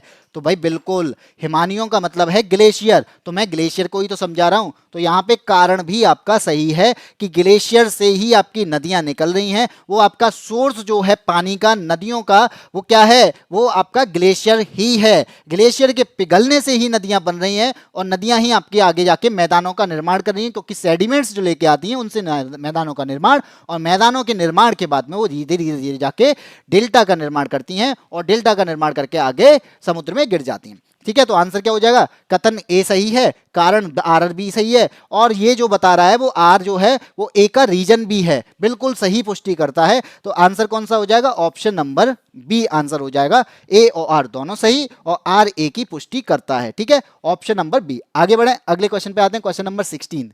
16 क्या कहता है?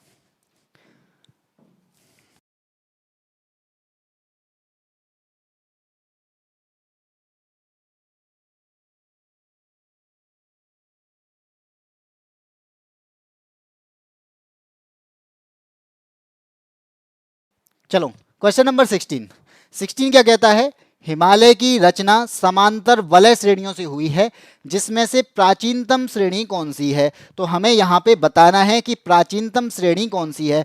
तो आपको मालूम होना चाहिए, मैंने अभी आपको बताया कि दो प्लेटों के टकराने से यहाँ पे क्या आया? फोल्ड हुआ माउंटेन, यहाँ पे जो आपके तैतीस सागर के अवसाद हुआ करते थे वो आपके फोल्ड हो गए। तो फोल्ड होने की वजह से, कंप्रेशन की वजह से यहाँ पे हिमालय का निर्माण हुआ। अब हिमालय का जो निर्माण हुआ वो आपका 4 रेंज में हुआ है। तो रेंज कौन सी है? तो सबसे पुरानी जो रेंज है वो है आपकी ये, इस तरीके से ये भी 4 रेंज में बटी हुई है। इसे हम कहते हैं क्या? इसे कहते हैं हम ट्रांस हिमालय। क्या कहते हैं?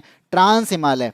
अब इसके बाद देखते हैं, अब इसके बाद भाई अगली रेंज कौन सी है? तो दूसरी रेंज भी हमने देखी थी, तो दूसरी रेंज के लिए जगह नहीं बची क्योंकि मैंने ज़्यादा बड़ा बना दिया, तो मैं ऐसे बना देता हूँ, आप समझ लेना। ठीक है, ये इस तरीके से दूसरा है। तो दूसरी जो रेंज है वो कौन सी है? ये आपकी ग्रेटर हिमालय है। कौन सी है? ग्रेटर हिमालय। तो ग्रेटर हिमालय जिसे हम बृहद हिमालय कहते हैं। अब इसके बाद तीसरी रेंज आएगी, तो तीसरी रेंज को समझते हैं। तो तीसरी रेंज देखी हमने, वो भी आपकी रेंज में बटी हुई है इस तरीके से, इस तरीके से रेंज में बटी हुई है। इसे हम क्या कहते हैं? इसे हम कहते हैं मिडिल हिमालय, और मिडिल हिमालय को कहते हैं मध्य हिमालय। और चौथी रेंज फिर से आपकी चौथी रेंज, तो चौथी रेंज जिसका नाम है शिवालिक। मैंने बना दिया मैदान में, लेकिन आप समझ लेना क्योंकि समझने के अकॉर्डिंग हमें समझना, बस इतना ही ध्यान देना है। शिवालिक, तो ये होगी आपकी शिवालिक। अब यहाँ पे हमसे पूछा गया है कि इनमें से सबसे प्राचीनतम कौन सी है? तो आपको मालूम है प्राचीनतम तो ट्रांस है भाई, 4 है तो 4 में प्राचीनतम आपकी ट्रांस हो गई। लेकिन ट्रांस तो दिया ही नहीं है, हमें क्या दिया? शिवालिक दिया है, निम्न दिया है, बृहद दिया है, धौलाधर दिया है। तो ये धौलाधर श्रेणी तो खुद ही आपका मिडिल का पार्ट है। बृहद हिमालय बचा, निम्न हिमालय बचा, शिवालिक बचा। शिवालिक तो आपका सबसे आखिरी में बना है, तो आपका कौन सा बनेगा? पहले ट्रांस बना होगा, फिर ग्रेटर, फिर मिडिल, फिर शिवालिक। तो ट्रांस दिया नहीं है, बाद में दिया है ग्रेटर। तो ग्रेटर हमारा ऑप्शन में है, जिसे हम बृहद हिमालय कहते हैं। ऑप्शन नंबर सी यहाँ पे सही हो जाएगा। सिंपल सा क्वेश्चन है, आंसर नंबर सी हो गया। आगे बढ़ते हैं क्वेश्चन नंबर 17 पे। 17 क्या कहता है भाई? क्वेश्चन नंबर 17, जल्दी से जल्दी भाई समझ लो, क्योंकि अभी क्या है, मैं आपको समझा रहा हूँ, फिर आपको बस फिर कहोगे कि यार सर ने समझाया नहीं।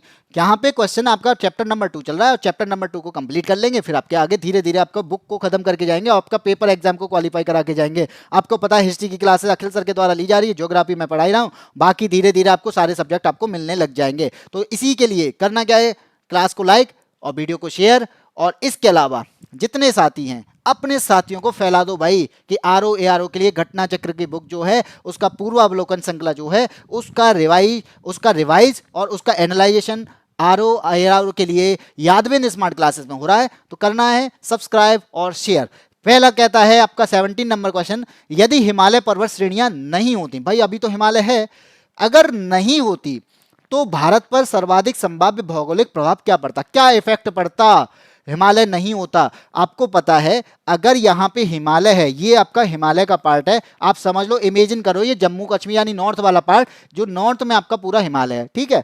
अब यहां पे बात कर रहा है, कथन कह रहा है क्या, देश के अधिकांश भाग में साइबेरिया से आने वाली शीत लहरों का अनुभव होता। तो आप एक बात बताइए कि भारत जो है एक रेखा है जिसका नाम है कर्क रेखा। क्या है, कर्क रेखा। और इस कर्क रेखा का मतलब क्या है कि कर्क रेखा पर आपकी क्या होती है, कर्क रेखा तक आपको पता है सन की डायरेक्ट रेज पड़ती हैं, तो इस एरिया में क्या होगा, गर्मी होगी। अब आप बताओ, कर्क रेखा से ऊपर हमें किसका अनुभव होना चाहिए, हमें ठंड का अनुभव होना चाहिए, क्योंकि ये शीतोष्ण पार्ट है, यानी ये तो है कर्क रेखा से नीचे मकर रेखा तक क्या है, ये आपका उष्ण कटिबंधीय है, और कर्क रेखा से ऊपर आपका क्या हो जाता है, शीतोष्ण कटिबंधीय हो जाता है, यानी शीत और उष्ण, यानी हल्का गर्म हल्का, यानी गुलाबी ठंड जो होती है वो। तो आप बताओ, आप उत्तर प्रदेश में रहते हो, उत्तर प्रदेश में भी तो कर्क रेखा से ऊपर तो उत्तर प्रदेश है, क्या यहाँ पे ठंड पड़ती है, पड़ती है, हमारा एक सीजन आता है, लेकिन हमेशा तो नहीं पड़ती।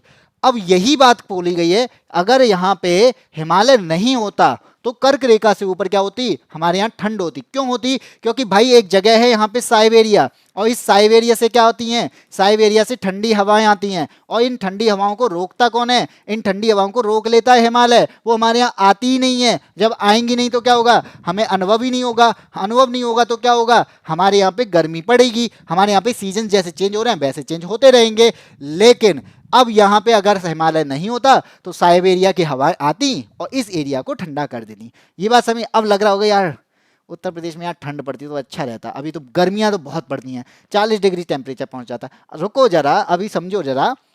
दूसरा क्या है, सिंधु गंगा मैदान इतनी सुविस्तृत जलोढ़ मृदा से वंचित हो जाता।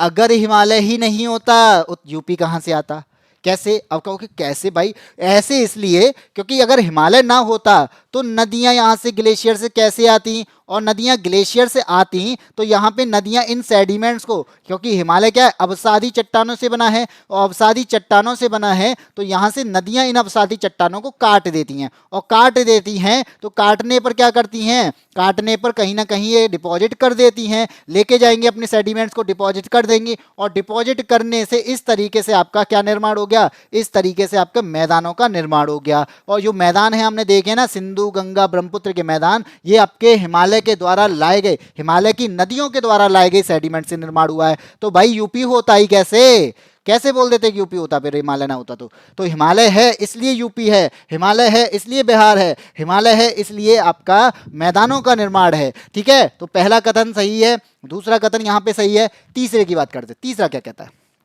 मानसून का प्रतिरूप वर्तमान प्रतिरूप से भिन्न होता। तो मानसून का जो पैटर्न है ना, ये पैटर्न भी तो चेंज होता। अब क्यों चेंज होता, भाई गर्म तो तिब्बत का पठार होता है, गर्म तो तिब्बत का पठार ज्यादा होता है, लो प्रेशर जोन तो तिब्बत में बनता है। अगर लो प्रेशर जोन तिब्बत में बनता है तो इसका मतलब है जो हवाएं आ रही है ना हाई प्रेशर से लो प्रेशर की ओर में, तो वो किसके लिए आ रही हैं, वो तिब्बत के लिए आ रही हैं। लेकिन बीच में कौन है, हिमालय, तो हिमालय उनको आगे नहीं जाने देता है, हिमालय उन हवाओं को रोक लेता है, उन बादलों को आगे जाने नहीं देता है। तो इनसे टकराकर हमारे इस एरिया में वो क्या होता है, बारिश होती है। तो इस वजह से तीसरा पैटर्न भी यहाँ पे सही है। तो यहाँ पे क्या समझ में आया, हिमालय नहीं होता तो साइबेरिया से आने वाली ठंडी हवाएं तो मिलती, लेकिन हमारे यहाँ पे मैदानों का निर्माण कैसे होता, हमारे यहाँ पे दक्षिण पश्चिम मानसून आता कैसे। तो ये सारी चीजें भी आपके लिए हैं, इंपॉर्टेंट हैं। हमें कृषि जो कर पा रहे हैं ना वो इस बारिश की वजह से कर पा रहे हैं। और ये बारिश किसके लिए, यानी बारिश जो हो रही है ना वो मिट्टी पे हो रही है, और ये मिट्टी आ कहाँ से रही है, हिमालय से आ रही है। तो कौन लेके आ रहा है, नदियां लेके आ रही हैं। नदियां कहाँ से आती हैं, ग्लेशियर से आती हैं। ग्लेशियर पिघलते नदियां बनती हैं, और ग्लेशियर कहाँ, वो भी हिमालय पे हैं। तो बताओ, इतनी सारी चीज हिमालय से हमें मिल रही है, तो आप कह रहे हो भाई हिमालय नहीं होता तो मजा आते, ठंड होती। लेकिन भाई ठंड तो होती, ठीक है मान लो ठंड होती, लेकिन बाकी सारी चीजें तो नहीं होती। आंसर क्या हो जाएगा, तीनों सही है। तो आंसर अगर आपका तीनों सही है, ऑप्शन नंबर डी यहाँ पे सही होगा। ठीक है जी, आगे बढ़े, समझ में आया, आगे होगा अब तो, इसकी बात के लिए कर दो ना लाइक। आगे बढ़ते हैं, अगले क्वेश्चन पे आते हैं, क्वेश्चन नंबर 18। आहा, उत्तर भारत में उप हिमालय क्षेत्र के सहारे फैले समतल मैदान को कहा जाता है। आपको सामने दे रखा है तराई, दून, खादर और भाबर।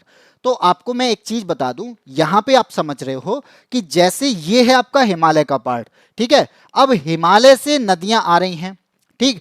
अब एक बात बताओ, तो मैंने बोला कि ये है आपका हिमालय, और हिमालय से क्या होगा, हिमालय है अवसादी चट्टानों से निर्मित। और ये अगर अवसादी चट्टानों से है तो अवसादी चट्टानें कैसी होती हैं, सॉफ्ट होती हैं। और अगर ये मुलायम है तो भाई एक बार बताओ, इनको काटना आसान होगा, तो इनको काटेगा कौन, नदियां काट लेंगी। नदियों का फ्लो ही इतना ज्यादा है, नदियां इतनी तेजी से बहती हैं कि इनको काटते हुए आगे बढ़ती चली जाती हैं। तो यहां से मान लो कि इनमें हो जाती है वेदरिंग।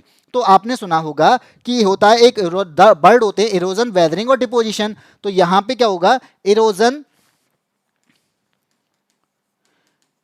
वेदरिंग, या फिर कह देंगे पहले वेदरिंग फिर इरोजन, फिर आता आपका क्या, डिपोजिशन।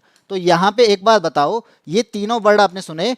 वेदरिंग होती है चट्टानों का टूटना, तो चट्टानों का टूटना किसी भी वजह से, तो चट्टानें टूट गई बारिश की वजह से या किसी रिएक्शन की वजह से, टेम्परेचर की वजह से यहाँ पे चट्टानों का टूटना आ गई, दरार आ गई।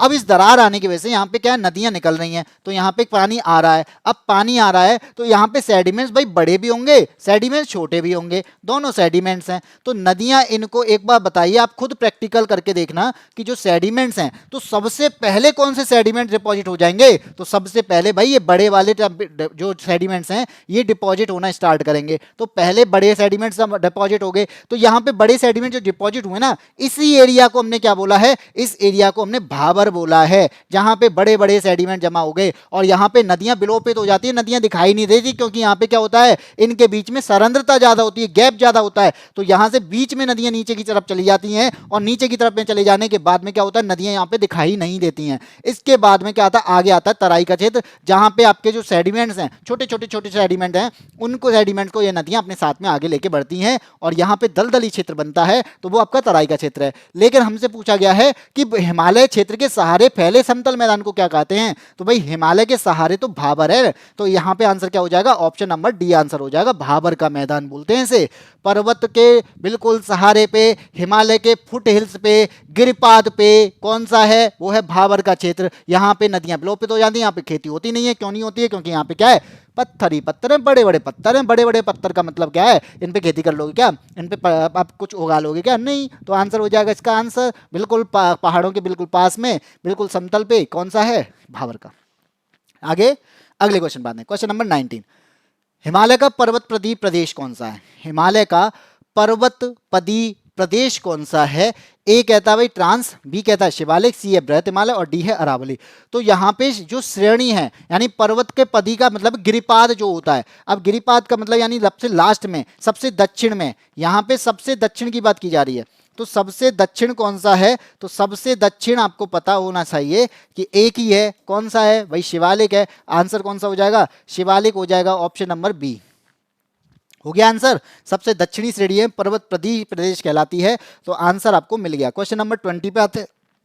शिवालिक पहाड़ियां निम्न में से किसका हिस्सा है, शिवालिक जो है ना कौन से का हिस्सा है। ए कहता है अरावली का, बी कहता है पश्चिमी घाट का, सी कहता है भाई हिमालय का है, डी कह रहा है सतपुड़ा का है। तो अभी हम इतनी देर से पढ़ते आ रहे हैं कि हिमालय का पार्ट है, हिमालय का पार्ट है, 4 पार्ट है हिमालय के। कौन कौन से पार्ट हैं? ट्रांस हिमालय है, ग्रेटर हिमालय, मिडिल हिमालय, शिवालिक हिमालय, 4 ही पार्ट हैं। तो ये किसका पार्ट हुआ? शिवालिक। ये आपका हिमालय का पार्ट हुआ। ठीक है, आंसर नाम मिल गया हमें ऑप्शन नंबर सी। चलिए आगे बढ़ते हैं, क्वेश्चन नंबर 21। 21 क्या कहता है? शिवालिक श्रेणी का निर्माण। शिवालिक श्रेणी का जो निर्माण हुआ है, यानी हम शिवालिक के बारे में बात कर रहे हैं, तो शिवालिक का निर्माण कब हुआ? ए कहता है भाई इयोजॉइक में, पैलियोजॉइक में, मेसोजॉइक में, सैनोजॉइक में। तो आंसर क्या हो जाएगा इसका? सैनोजॉइक होगा। तो याद रखना कि सैनोजॉइक को कहते हैं यानी प्लायोसीन भी कहते हैं। तो यहाँ पे प्लायोसीन क्या है? तो यहाँ अब ये क्या है? ये इनकी एज के बारे में बताता है। तो ये लगभग आपका 5 से 1.7, इसे कहते हैं 1.7 मिलियन वर्ष पूर्व की बात करता है। तो यहाँ पे आपसे पूछा जाएगा कि 5 से 1.7 मिलियन वर्ष पूर्व की अगर बात करेगा तो वो जो एज है वो क्या कहलाएगी? वो सोनोजॉइक कहलाएगी, या फिर कहेंगे उसे प्लायोसीन। तो यहाँ पे आपको आंसर मिल गया। ठीक है जी, शिवालिक श्रेणी का निर्माण कब हुआ? प्लायोसीन एज में या सोनोजॉइक एज में होता है। क्वेश्चन नंबर यहाँ पे 21 कंप्लीट होता है। आगे बढ़ते हैं, क्वेश्चन नंबर 22 पे आते हैं। 22 क्या कहता है? फिर आ गया भाई शिवालिक श्रेणी। शिवालिक श्रेणी है तो आपको अब मुझे लगता है कंप्लीट हो गई होगी। शिवालिक श्रेणी के बारे में दिया, इसकी ऊंचाई के बारे में बात कर रहा है। ऊंचाई कितनी है भाई? ऊंचाई कितनी है? ऑप्शन नंबर ए कहता है कि भाई इसकी ऊंचाई है 850 से 1200 मीटर के ऊंचे ऊंचे पहाड़ मिलते हैं यहाँ पे। बी कहता नहीं 750 से 1100 मीटर के मिलते हैं। सी और ओ कहता भाई नहीं भाई 750 से 1500 मीटर के बीच में मिलते हैं। और डी कह रहा है नहीं 750 से 1300 मीटर के बीच में मिलते हैं। लेकिन अब एक बार बताओ, ना तो इनमें से कोई भी आंसर है ही नहीं। क्यों नहीं है? क्योंकि यहाँ पे आंसर जो होगा वो 900 से 1100 है। कितना है? 900 से 1100 मीटर ऊंचे मिलते हैं। भाई ये तो मुझे कहीं मिला नहीं। अब क्या होगा? अब मुझे ये करना पड़ेगा कि मेरे को तो आंसर पता है 900 से 1100 होते हैं, लेकिन मेरे को अगर चौथा पांचवा ऑप्शन दिया जाता कि उपयुक्त में से कोई नहीं तो मैं लगा देता। लेकिन हमारे पास में ऑप्शन है, मुझे इन्हीं में से लगाना है। कौन सा लगाऊंगा? जो इसके पास में होगा। तो 900 से 1100 की अगर बात कर रहा है तो ये 900 के 1100 से के पास में कौन सा है? ऑप्शन नंबर ए है। तो इसकी ऊंचाई जो है इसके अकॉर्डिंग कितनी हो जाएगी? 850 से 1200 मीटर के मध्य की जो ऊंचाई होती है, यानी आपके शिवालिक हिमालय जो हैं वो आपके 900 से 1100 मीटर के ऊंचे होते हैं। आंसर आपको मिल गया ऑप्शन नंबर ए। आगे बढ़ते हैं, क्वेश्चन नंबर 23। 23 क्या कहता है? कुमायूं हिमालय के बारे में बात कर रहा है। कुमायूं हिमालय, भाई हमने तो अभी ट्रांस की बात की थी। ट्रांस हम पढ़ रहे हैं, trans Himalaya, greater Himalaya, middle Himalaya, Shivalik Himalaya, हम चारों की बात कर रहे हैं। लेकिन अब ये कौन सा आ गया? कुमायूं हिमालय। तो कुमायूं हिमालय जो है ये मैंने पहले ही बताया था कि जब हम पर्वतीय विभाजन करेंगे या काल अनुक्रम के आधार पर विभाजन करेंगे तब आपके ट्रांस, ग्रेटर, मिडिल और शिवालिक होंगे। लेकिन जैसे ही मैं नदियों के आधार पर बांटना स्टार्ट कर दूं या प्रदेशीय आधार पर बांटना कर दूं, रीजनल बेस पे बांटूं, तो यहां पे नदियां, दो नदियों के बीच वाला पार्ट जो होगा उसको अलग अलग नाम से जाना जाता है। तो जैसे आपको यहां पे नदियां याद रखनी है, सिंधु, सतलज, काली, तीस्ता और ब्रह्मपुत्र। तो जैसे ही सिंधु और सतलज की बात करूंगा तो उस वाले पार्ट में आपका पंजाब हिमालय होगा, जो कि मैंने यहाँ पे आपको दिखा दिया है कि जब यहाँ पे ये सिंधु नदी है, ये आपकी सतलज है, इसे कहते हैं पंजाब हिमालय या फिर कश्मीर हिमालय के नाम से जानते हैं। ऐसी आपकी काली नदी है तो सतलज और काली के बीच में से कुमायूं हिमालय के नाम से जानते हैं। काली और तीस्ता की बात करेंगे तो इसे नेपाल हिमालय के नाम से जानते हैं। और ये आती है आपकी ब्रह्मपुत्र, तो आपकी तीस्ता और ब्रह्मपुत्र के बीच में से असम हिमालय के नाम से जानते हैं। हमसे पूछा गया है कुमायूं हिमालय की, तो कुमायूं कहां पर है? पहले सिंधु और सतलज के पास पंजाब या कश्मीर, सतलज और काली के बीच वाला पार्ट कुमायूं। तो सतलज और काली देख लो कहां पे है? Option number A, B, C answer होगा, सतलज और काली। ठीक है, सतलज और काली आंसर हो जाएगा। आगे बढ़ते हैं, अगले क्वेश्चन पे आते हैं, क्वेश्चन नंबर 24। 24 क्या कहता है? शिवालिक सेल जो है दक्षिण में भाबर क्षेत्र उदाहरण है। शिवालिक सेल समूह के दक्षिण में भाबर क्षेत्र किसका उदाहरण है? तो यहां पे आपको सामने दे रखा है मध्य भूमि स्थिति का, बी कह रहा है गिरिपाद की स्थिति का, सी, अच्छा बी पहले आ गया है, ये आपका बी है और ये आपका सी है। सी कह रहा है अंतरा पर्वतीय स्थिति का और डी कहता है अनुसमुद्री स्थिति का। तो यहां पे मैं बता दूं, जब भी मैं शिवालिक सेल समूह के बारे में बात करूंगा तो जैसे आपके मान लो ये शिवालिक है और यहां पे शिवालिक के बाद में मैंने क्या बताया था, आपके जो पहाड़ों के बाद से आपके मैदान स्टार्ट होते हैं। तो मैदान यहाँ पे आपका कौन सा बनता है? पहले सबसे पहले बड़े बड़े सेडिमेंट्स वाला मैदान बनता है। इसे हम क्या कहते हैं? इसे भाबर का मैदान कहते हैं। अब ये बताओ है कहाँ पे, ये बिल्कुल नीचे की तरफ में है, जिसे मैं क्या कहता हूँ, हिमालय का फुट हिल्स कहता हूँ। क्या कहूंगा इसे, हिमालय का फुट हिल्स कहूंगा। और अगर मैं फिर से फुट हिल्स कह रहा हूँ तो इसको मैं क्या कहूंगा, इसे हिंदी में कहूंगा मैं गिरिपाद। और मुझे आंसर मिल गया कि हिमालय के बिल्कुल पैरों पे जो है वो क्या है, भाबर का मैदान है। और मुझे यहाँ पे क्या आंसर देना है, ऑप्शन नंबर बी आंसर देना है, गिरिपाद की स्थिति का, क्योंकि यहाँ पे क्या है, फुट हिल्स पे है। फुट हिल्स को मैं क्या कहता हूँ, गिरिपाद बोलता हूँ। तो आंसर कौन सा हो जाएगा, आंसर हो जाएगा भाबर का मैदान, जहां पे नदियां विलोप हो जाती हैं, जहां पे नदियां दिखाई नहीं देती। आपके यहाँ पे सेडिमेंट जो मिलेंगे वो बड़े बड़े मिलेंगे, बड़े बड़े कंकड़ पत्थर यहाँ पे मिलते हैं। इसके अलावा यहाँ पे खेती के लिए बिल्कुल उपयुक्त नहीं है, यहाँ पे खेती नहीं की जाती है। तो आंसर आपका ऑप्शन नंबर बी हो जाएगा। आगे ये शिवालिक की बात नहीं कर रहा मैं, भाबर के मैदान की बात कर रहा हूँ, ये भी याद रख लेना। मैंने सारी चीजें, भाई खेती नहीं की जाती है, कहीं और लगाओ, शिवालिक की बात कर रहे थे सर, नहीं भाबर के मैदान की बात है। आगे बढ़ते हैं, क्वेश्चन नंबर 25। जब आप हिमालय की यात्रा करेंगे, हिमालय गए हो, हिमालय घूम के आना, तो वहां पे जब आप हिमालय की यात्रा करोगे ना, तो वहां पे आपको क्या क्या देखने वाला है। अगर आपने यात्रा की होगी तो आप तुरंत बता दोगे इसका आंसर। अगर यात्रा नहीं की होगी तो भाई देख के आपको बस कह सकते हो कि यात्रा नहीं की है, तो ठीक है भाई, जो आप कहोगे वही मान लेंगे। तो एक कहता, पहला कहता है गहरे खड्डे मिलते हैं, तो पता है यार, गहरी गहरी खाइयां मिलती हैं। एक तरफ ऐसी ऐसी जगह आती हैं, एक तरफ खाई, दूसरी तरफ में, दूसरी तरफ पहाड़, एक तरफ खाई, तो भाई ऐसी जगह भी आ जाती हैं। कहीं कहीं तो ऐसी जगह है कि बिल्कुल दोनों तरफ में खाई है, तो गहरे गहरे गड्ढे मिलते हैं यहाँ पे। भाई पहला तो मुझे सही दिख रहा है, इसे क्या हो गया, ये से तो भूकंप आ गया यहाँ पे से, तो यहाँ पे क्या है, पहला तो मुझे सही दिखा, गहरे गड्ढे मिलते हैं। बीज कह रहा है यू घुमा वाले नदी मार्ग, तो जो नदियां आती हैं, अब एक बार बताइए कि इस तरीके से आपके पहाड़ हैं, तो यहां से मान लो कोई नदी निकली है और इधर से आना है, तो वो इस तरीके से घूम के आएगी क्या। तो एक घुमाव ही क्या है, ये यू घुमाव है। तो यू घुमाव वाले जो नदी है वो मार्ग। अब मैं कहूंगा यार, आपने एक चीज देखी है क्या, ब्रह्मपुत्र नदी को देखा है, तो ब्रह्मपुत्र नदी इस तरीके से आती है, तो चेमा युंगडुंग ग्लेशियर से निकलेगी और इस तरीके से भारत में एंट्री करेगी और ऐसे आएगी। तो भारत में एंट्री करती है कहाँ से, दिहांग गॉर्ज से। दिहांग गॉर्ज के अलावा अगर आपसे पूछा जाए किस दर्रे से, तो उस दर्रे का नाम क्या है, यांग्याप दर्रा। तो आप एक बार बताओ, ये मार्ग कैसा दिख रहा है आपको, यू आकार के दिख रहा है कि नहीं दिख रहा, तो यू घुमाव है कि नहीं है, है भाई। तो यहाँ पे दूसरा भी सही दिख रहा है मुझे, समानांतर पर्वत श्रृंखला। अरे भाई ये क्या पूछ लिया, समानांतर इतनी देर से मैं बताया जा रहा हूं कि आपका क्या है, समानांतर ही तो है। Trans Himalaya, greater Himalaya, middle Himalaya, आपका शिवालिक हिमालय, ये क्या है, एक दूसरे के समानांतर ही तो है, पैरेलल ही तो हैं। तो यहाँ पे क्या है, समानांतर पर्वत श्रेणियां भी मिलेंगी, बिल्कुल सही है। फोर्थ क्या है आपका, फोर्थ कहता है भूस्खलन के लिए उत्तरदायी तीव्र ढाल प्रवणता। तो ये तो पता है, यहाँ पे भूस्खलन तो होता है। क्यों होता है, क्योंकि यहाँ पे अवसादी चट्टानें मिलती हैं, सेडिमेंट्री रॉक हैं। सेडिमेंट्री रॉक अपने आप में कैसी होती हैं, सॉफ्ट हैं। अगर ये सॉफ्ट हैं तो क्या होगा, तो यहाँ पे इनको काटना आसान हो जाएगा। काटना आसान होगा तो नदियाँ आती हैं, इन्हें काट के चली जाती हैं, सबका काट के चली जाती हैं। तो नदियाँ आई, इन्हें काटा, चली गई। तो चले जाने के बाद में क्या होगा, यहाँ पे जो सेडिमेंट है वो कहीं ना कहीं यहाँ पे लेके जाएंगे और कहीं ना कहीं उसे छोड़ देंगे। तो कहाँ छोड़ जाती हैं, मैदानों में छोड़ जाती हैं। तो आपके मैदानों का निर्माण हो जाता है। तो भूस्खलन जो हो रहा है, तो भूस्खलन के लिए उत्तरदायी तीव्र ढाल प्रवणता तो है ही। यहाँ पे क्या तीव्र ढाल है, उसके अलावा यहाँ पे जो चट्टानें हैं वो कैसी हैं, अवसादी चट्टानें हैं। और अवसादी चट्टानें जो होती हैं वो सॉफ्ट होती हैं, क्योंकि हिमालय ही आपका अवसादी चट्टानों से बना है। किसके अवसाद हैं इसमें, तैतीस सागर के अवसाद हैं। क्योंकि उस टाइम पे क्या हुआ करता था, हमारे पास में तैतीस सागर हुआ करता था। जो आपकी दो प्लेटें आई, एक तरफ आपके यूरेशिया, दूसरी तरफ में क्या है, दूसरी तरफ में आपकी गोंडवाना लैंड, दोनों के बीच में जो सागर था वो तैतीस सागर था। यहाँ पे सेडिमेंट थे, दोनों तरफ से नदियां आ रही थी, सेडिमेंट गिरा रही थी, और यहाँ पे दोनों में बीच में दो चार टक्कर हो जाती है। और पिस कौन जाता है, तैतीस सागर के अवसाद पिस जाते हैं उसके बीच में। और बीच में पिस जाने के बाद कंप्रेशन हो जाता है और बेचारे वो धीरे धीरे करके ऊपर चले जाते हैं। और ऊपर चले जाने पर क्या होता है, उनके अवसादों से हिमालय का निर्माण हो जाता है। और वही हैं जो बार बार टूट के गिर रहे हैं, आपने उन्हें दबा दिया, अब वो क्या है, धीरे धीरे गिर रहे हैं। तो आंसर क्या हो जाएगा इसका, ये भी सही है। आंसर मिल गया मुझे ऑप्शन नंबर डी, 1 2 3 4, 1 2 का 4, ऑप्शन नंबर डी, चारों ही सही हैं। ठीक है जी, आगे बढ़े, अगले क्वेश्चन पे आते हैं। क्वेश्चन नंबर 5, 25 के बाद 26 आएगा ना। आ जाओ 26 पे, क्या कह रहा है, नीचे दिए हुए जम्मू और कश्मीर के मानचित्र की जांच कीजिए। तो एक साइड में हट जाता हूं मैं, आपको ये मानचित्र दिया है, आपको पेपर में ही दिया है, ये मैंने नहीं बनाया है, ये पेपर में दिया है।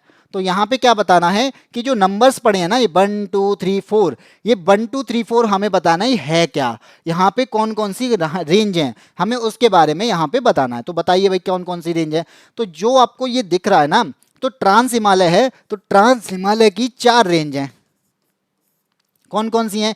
एक है आपकी काराकोरम, एक है लद्दाख, एक है जास्कर और एक है आपकी कैलाश। ठीक है, अब आपसे पूछा जाए तो यहाँ पे इन चारों रेंज में ट्रांस हिमालय की काराकोरम, लद्दाख, जास्कर और कैलाश, तो चारों रेंज में से तीन जो रेंज है ना वो तो इंडिया में ही पड़ जाती हैं भाई। तीन रेंज इंडिया में पड़ जाती हैं। तो पहली रेंज जो है वो पहली रेंज यानी पहली रेंज पे आपका क्या है? काराकोरम है। पहली रेंज आपकी क्या है? काराकोरम रेंज कहलाती है। दूसरी रेंज जो आपको दिखाई दे रही है ये आपकी क्या है? लद्दाख रेंज कहलाती है। कौन सी? लद्दाख रेंज है। तीसरी रेंज जो आपको दिखाई दे रही है ये आपकी क्या है? जास्कर रेंज है। अब चौथी रेंज तो मुझे यहाँ पे दिखाई नहीं दे रही क्योंकि यहाँ पे इंडिया के पार्ट से हटके वो तिब्बत में चली जाती है, जिसे हम कैलाश रेंज कहते हैं, जहाँ पे कैलाश माउंटेन है। कहाँ पे है? तिब्बत में। तिब्बत कहाँ पे है? यानी चीन ने कब्जा कर रखा है इस पे, तो ये तो कब्जा करता ही है। फोर्थ आपका क्या है? इनमें से फोर्थ आपकी पूछा जाए तो ये जो रेंज है ना ये आपकी पीर पंजाल है। और मैंने कैसे बताया कि भाई ऐसे ही बता दिया? नहीं, मुझे इन ऑप्शन में दे रखा था इसलिए मैंने इसको पीर पंजाल बोला है, वरना मुझे क्या पता पीर पंजाल है। ठीक है, क्योंकि मेरे को तीन तो पता ही है। काराकोरम सबसे पहले कौन सी आएगी? काराकोरम आएगी, तो यहाँ पे सबसे पहले काराकोरम पहले नंबर पे। दूसरे नंबर पे कौन है? लद्दाख, तो दूसरे पे लद्दाख होगी। तीसरे पे कौन है? जास्कर, तो तीसरा होगा जास्कर। चौथी जो रेंज बची वो पीर पंजाल है। अब ये मत कहना ट्रांस हिमालय का पार्ट है, ये ट्रांस का पार्ट नहीं है, ये आपका मिडिल हिमालय का पार्ट है। ये बात आप याद रखना। आंसर मिल गया हमें ऑप्शन नंबर सी। ठीक है, क्वेश्चन नंबर 26 का ऑप्शन नंबर सी आंसर हो जाएगा। आगे बढ़ते हैं, अगले क्वेश्चन पे आते हैं जल्दी जल्दी। क्वेश्चन नंबर 27, लघु हिमालय कहाँ पर स्थित है? किसके मध्य में स्थित है बताना है। लघु जो हिमालय है, अब लघु हिमालय कौन सा भाई? ये मैंने तो सुना ही नहीं। मिडिल हिमालय को लघु हिमालय बोलते हैं भाई। मिडिल हिमालय जिसे लघु हिमालय के नाम से जाना जाता है, मध्य हिमालय बोलते हैं। ठीक है, अब मुझसे पूछा भाई किसके मध्य में है, तो मैंने क्या पहली जो रेंज है उसे हम कहते हैं ट्रांस हिमालय। क्या बोल रहे हैं? ट्रांस हिमालय बोलते हैं। पहली रेंज मिल गई मुझे ट्रांस हिमालय। अब ये ट्रांस हिमालय के बाद में जो रेंज आती है ना उसे क्या कहते हैं? हम उसे कहते हैं बृहद हिमालय, या फिर बृहद के अलावा मैं हिंदी की बात करूं या फिर इसे कहेंगे ग्रेटर हिमालय। क्या बोल रहे हैं इसे? ग्रेटर हिमालय। ये हो गया आपका ग्रेटर। इसके बाद ये रेंज पड़ती है ना ये कटी हुई इस तरीके से, तो ये क्या कहलाती हैं? इसे कहते हैं मिडिल हिमालय। ठीक है, और यही आपका क्या है? यही आपका मध्य हिमालय है और यही आपका लघु हिमालय है। ठीक है, अब इसके बाद में जो रेंज आती है उसे कहते हैं शिवालिक। तो इस तरीके से आपकी रेंजेस बटी हुई हैं। चलो बात कर ली हमने। पूछा क्या गया? लघु हिमालय किसके बीच में स्थित है? तो आपको दिख रहा है ना लघु हिमालय जो है ये रेंज, इस रेंज की बात हो रही है, इस वाली रेंज की। तो ये वाली जो रेंज दिख रही है ये किन दो के बीच में है? ये रेंज जो दिख रही है ये किस दो के बीच में है? तो ये तो आपका एक तरफ आपका ग्रेटर पड़ जाता है, दूसरी तरफ में आपका शिवालिक पड़ जाता है। ग्रेटर को हम महान हिमालय कहते हैं और शिवालिक तो शिवालिक है ही। तो देख लो आंसर, तो ऑप्शन नंबर बी में मुझे दिख गया कि शिवालिक और महान हिमालय के बीच में आपका मिडिल हिमालय पड़ता है, मध्य हिमालय पड़ता है, जिसे हम लघु हिमालय के नाम से जानते हैं। तो आंसर मिल गया हमें 27 का बी आंसर। अगला आता है क्वेश्चन नंबर 28। अब इस 28 का आंसर देना है, तो आप क्वेश्चन को पढ़ो और आंसर देने की कोशिश करो। क्या कहता है? पश्चिमी भाग में हिमालय की श्रेणियों का दक्षिण से उत्तर की ओर निम्नांकित में से कौन सा क्रम सही होगा? तो हिमालय की जो रेंजेस है ना उनका उत्तर की ओर, दक्षिण से उत्तर की ओर, यानी आपको पता होना चाहिए कि इस तरीके से आपका क्या होता है? ऊपर होता है नॉर्थ और नीचे होता है साउथ। तो मुझे कहाँ जाना है? साउथ से नॉर्थ की ओर जाना है। ठीक है, लेकिन मुझे क्रम तो पता होना चाहिए ना। तो क्रम तो मैंने कैसे याद रखे? क्रम तो मैंने नॉर्थ से साउथ की ओर याद रखे, तो कर लो। तो यहाँ पे क्या होगा? पहले आएगा आपका क्या? ट्रांस हिमालय। चलो पहली रेंज मिल गई मुझे। ट्रांस हिमालय के बाद में आपका क्या आएगा? ग्रेटर हिमालय, दूसरी रेंज मिल गई मुझे। तीसरी रेंज क्या है आपका? तीसरी रेंज आपका क्या है? मिडिल हिमालय। चलो तीसरी भी मिल गई। चौथी रेंज क्या है आपका? शिवालिक हिमालय, तो चौथी भी मिल गई। लेकिन मुझे जाना कैसे है? साउथ से नॉर्थ जाना है। तो पहले कौन सी आएगी भाई? पहले शिवालिक आएगी कि नहीं आएगी? पहले हम ट्रांस पढ़ रहे थे, लेकिन अभी नॉर्थ से साउथ थोड़ी नहीं, साउथ से नॉर्थ जाना है। तो आप देखो कौन सी आएगी पहले? पहले नंबर पे आएगी शिवालिक। तो शिवालिक किस में है? तो शिवालिक आपका बी में है और डी में है। तो पहले आ गई शिवालिक। शिवालिक के बाद में आपका लघु हिमालय आएगा, जिसे मैं मिडिल हिमालय के नाम से जानता हूं। तो लघु हिमालय किस में है? तो लघु हिमालय डी में नहीं है, बचा आपके पास में बी। तो यही आपका आंसर हो जाएगा ऑप्शन नंबर बी। तो शिवालिक, मिडिल, ग्रेटर, फिर ट्रांस। ठीक है, ऐसे तरीके से आपको चलना है। क्वेश्चन नंबर 29, निम्नलिखित में से कौन सा सबसे नवीन श्रेणी पर्वत श्रेणी है? नवीन कौन सी होगी? तो हम ही अभी पढ़ते आए भाई, एक बार बताओ। सबसे पहले बनी होगी ट्रांस, फिर ग्रेटर, फिर मिडल और उसके बाद में शिवालिक। अब चार हैं, इन चारों में सबसे बाद में कौन सी बनी है? तो सबसे बाद में शिवालिक बनी है। आंसर कौन सा हो जाएगा? ऑप्शन नंबर सी हो जाएगा। आंसर लो, मिल गया। आगे बढ़ते हैं, अगले क्वेश्चन पे आते हैं। Question number 30। ओ भाई, क्वेश्चन नंबर 30। अधोलिखित उच्चावच आकृतियों पर ध्यान देना है। तो हमें क्या बताना है कि यहाँ पे जो आकृतियां दी हैं उच्चावच में, तो यहाँ के अकॉर्डिंग हमें आंसर देना है। तो पहले दिए जास्कर, जास्कर, धौलाधर, लद्दाख और काराकोरम। चार रेंज है, चार रेंज के बारे में बात की जा रही है। अब क्वेश्चन क्या कह रहा है कि उपरोक्त उच्चावच जो हैं इनको दक्षिण से उत्तर लगाना। अब ये उत्तर से दक्षिण ना लगवा रहा, दक्षिण से उत्तर लगवा रहा है। ये सारी आपका कैसे लगवा रहा है? दक्षिण से उत्तर, यानी आपका ऐसे जाना है, यानी ऊपर नीचे होगा आपका साउथ, ऊपर होगा नॉर्थ। तो हमें बड़ो ऐसे बढ़ना है, लेकिन मैंने तो कुछ ही और तरीके से याद कर रखे हैं। कैसे कर रखे हैं?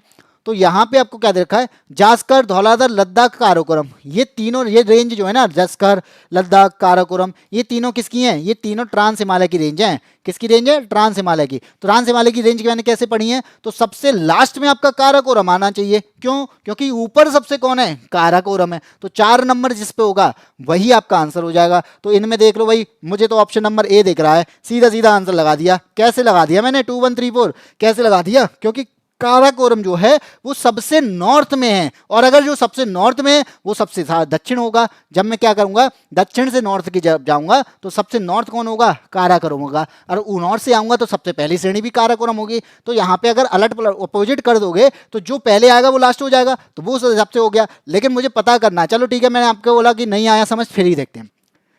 ट्रांस हिमालय की बात करते हैं।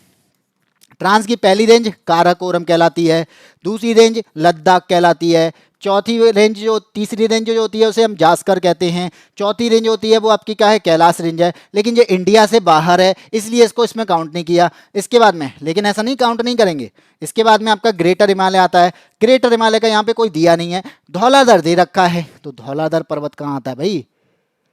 धौलाधर का आता है ये आपका मिडिल हिमालय में आता है। तो ग्रेटर हो गया, तो जैसे ही आपका मिडिल हिमालय है ये आएगी पीर पंजाल, और मिडिल हिमालय में दूसरी श्रेणी जो होगी इसे कहेंगे धौलाधर। तो यहाँ पे धौलाधर जो है मिडिल हिमालय का पार्ट है और हिमाचल प्रदेश में पड़ता है। ये आपका कश्मीर में पड़ता है, जम्मू कश्मीर में पीर पंजाल। तो अब हमें पीर पंजाल के बारे में बात नहीं करनी क्योंकि दिया नहीं है, ग्रेटर के बारे में बात नहीं करनी, दिया नहीं है। क्या क्या दिया है? धौलाधर दिया है, जास्कर दिया, लद्दाख दिया, काराकोरम। तो हमें लगाना क्या है? साउथ से लगाना है। सबसे पहले आएगी धौलाधर, तो धौलाधर क्या है? 2 पे, तो मैंने लिख दिया 2।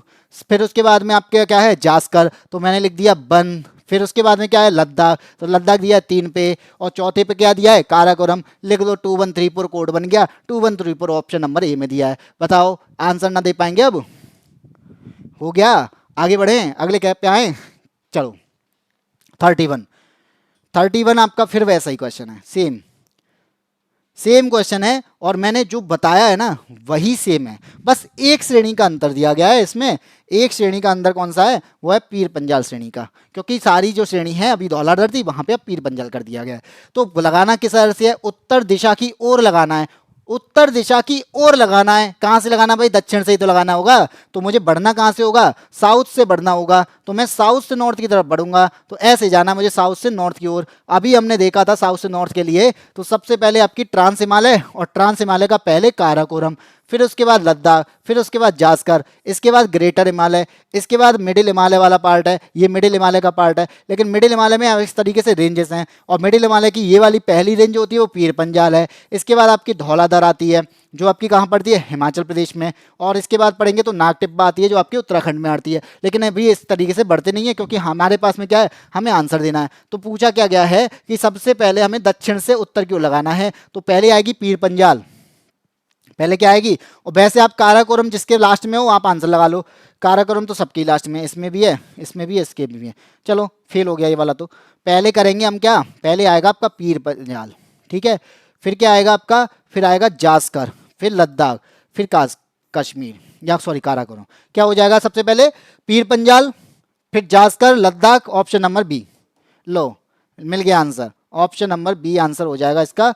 ये लगा दिया मैंने ऑप्शन नंबर बी, पीर पंजाल, फिर जास्कर, फिर लद्दाख, काराकोरम। आगे बढ़ने हैं, चलें। नॉर्थ साउथ हो गया बहुत बार, आ जाओ अब ईस्ट वेस्ट करते हैं। ईस्ट वेस्ट, क्या कहता है, निम्नलिखित समूहों में से कौन सा पूर्व से पश्चिम की ओर पर्वत शिखरों का सही क्रम है। पूर्व से पश्चिम की ओर पर्वत शिखर का सही क्रम क्या होगा, तो ये हमें पता होनी चाहिए। अगर आपने अच्छे से पढ़ने की कोशिश की होगी तभी तो पता कर पाओगे, तो पढ़ो ना अच्छे से, तो अच्छे से ही तो पढ़ाने की कोशिश कर रहा हूं मैं। तो ये सारी जो रेंजेस है ना, ये सारी रेंजेस जो हैं ये ग्रेटर हिमालय की रेंजेस हैं। किसकी हैं, ग्रेटर हिमालय की रेंजेस हैं। तो ग्रेटर हिमालय जो आपका पड़ता है, मैंने बोला कि ग्रेटर हिमालय इस तरीके से पड़ता है नंगा पर्वत से नामचा बरवा तक, ठीक है, नंगा पर्वत से नामचा बरवा तक। अब यहां पे जो दे रखी है एवरेस्ट, कंचनजंगा, अन्नपूर्णा और धौलागिरी, इनको कैसे लगाना है, पूर्व से पश्चिम की ओर लगाना है। अब पूर्व किधर होता है भाई, पूर्व तो इधर होता है, और पश्चिम किधर होता है, तो वेस्ट इधर होता है। तो आपको इस साइड से चलना है, आगे बढ़ना है। तो मेरे को पहले पता तो हो कौन कौन सी होती हैं, तो मैं बता देता हूं भाई, क्यों घबरा रहे हो। चलो, पहले आता है आपका बंदरपूछ। भाई बंदरपूछ तो दिया ही नहीं है, मैं नॉर्मली बता दे रहा हूं। उत्तराखंड की चोटियां हैं जिसमें से आती है पहले बंदरपूछ, ठीक है। बंदरपूछ के बाद में आता है आपका केदारनाथ, जो मैं ऊपर लिख रहा हूं यहाँ पे, ये आता है केदारनाथ, ठीक है। बंदरपूछ, केदारनाथ, तीसरी जो चोटी है उसका नाम क्या है, तीसरी चोटी है उसका नाम बद्रीनाथ है। फिर आता है आपका कामेत, बद्रीनाथ हो गया, कामेत हो गया। कामेत के बाद में आता है आपका क्या, त्रिशूल, त्रिशूल, त्रिशूल के बाद में आता है आपका नंदा देवी, जो उत्तराखंड की सबसे ऊंची चोटी है।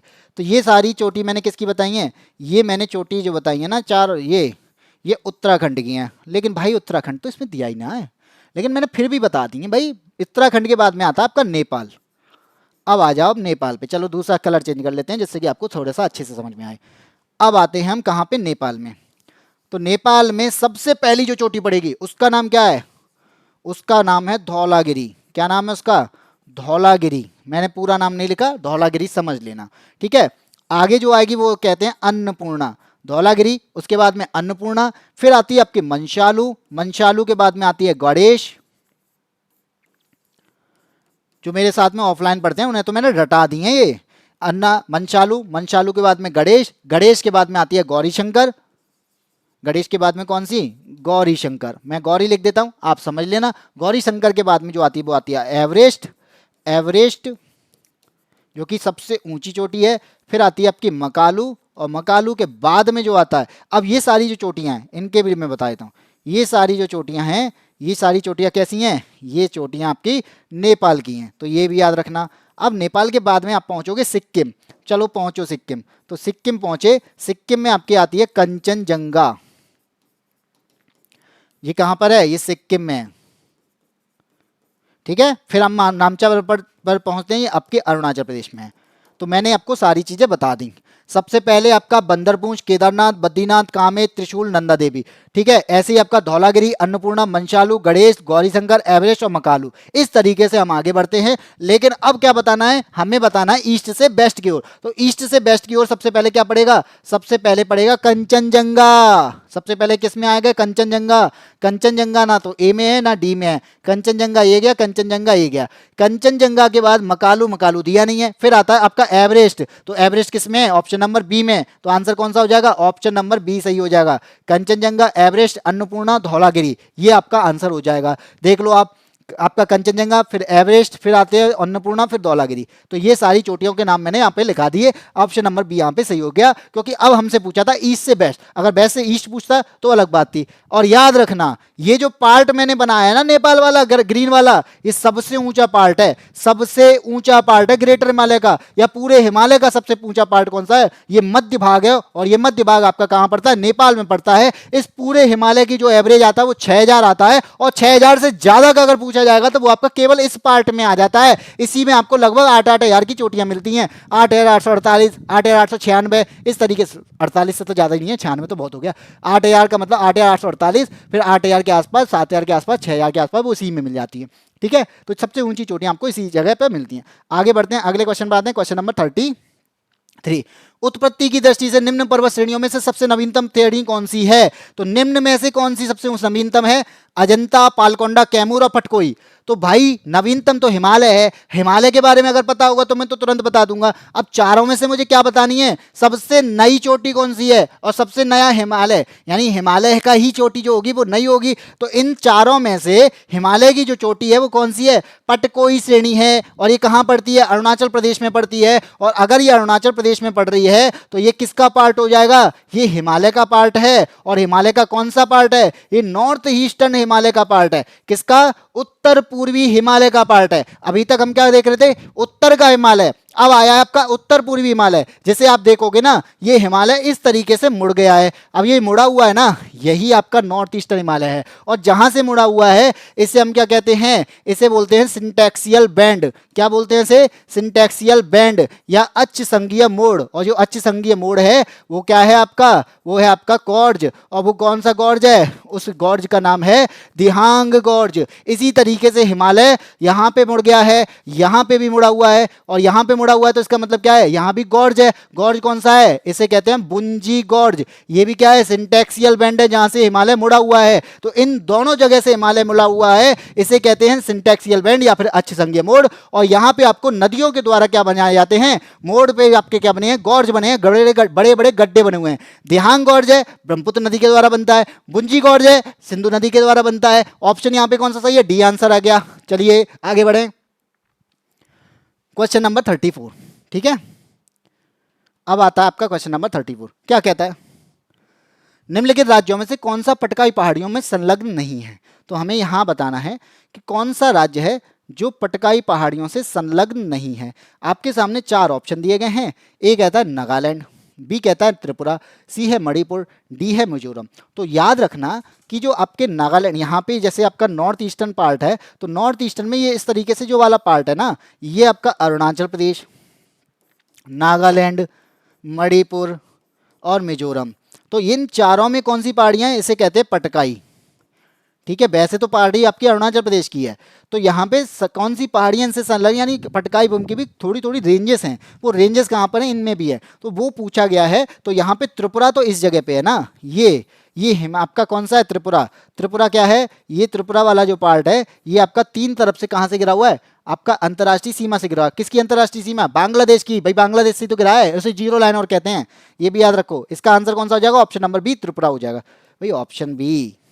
ठीक है, आगे बढ़े, अगले पे है। अगला क्या कहता है? पीर पंजाल श्रेणी कहाँ पाई जाती है? पीर पंजाल श्रेणी जो है वो कहाँ पाई जाती है? ऑप्शन कह रहा है भाई अरुणाचल प्रदेश में पाई जाती है, बी कह रहा है जम्मू कश्मीर में पाई जाती है, सी कह रहा है पंजाब में, डी कह रहा है उत्तराखंड में। तो ये पीर पंजाल कौन सी? भाई पीर पंजाल कहाँ पड़ेगा?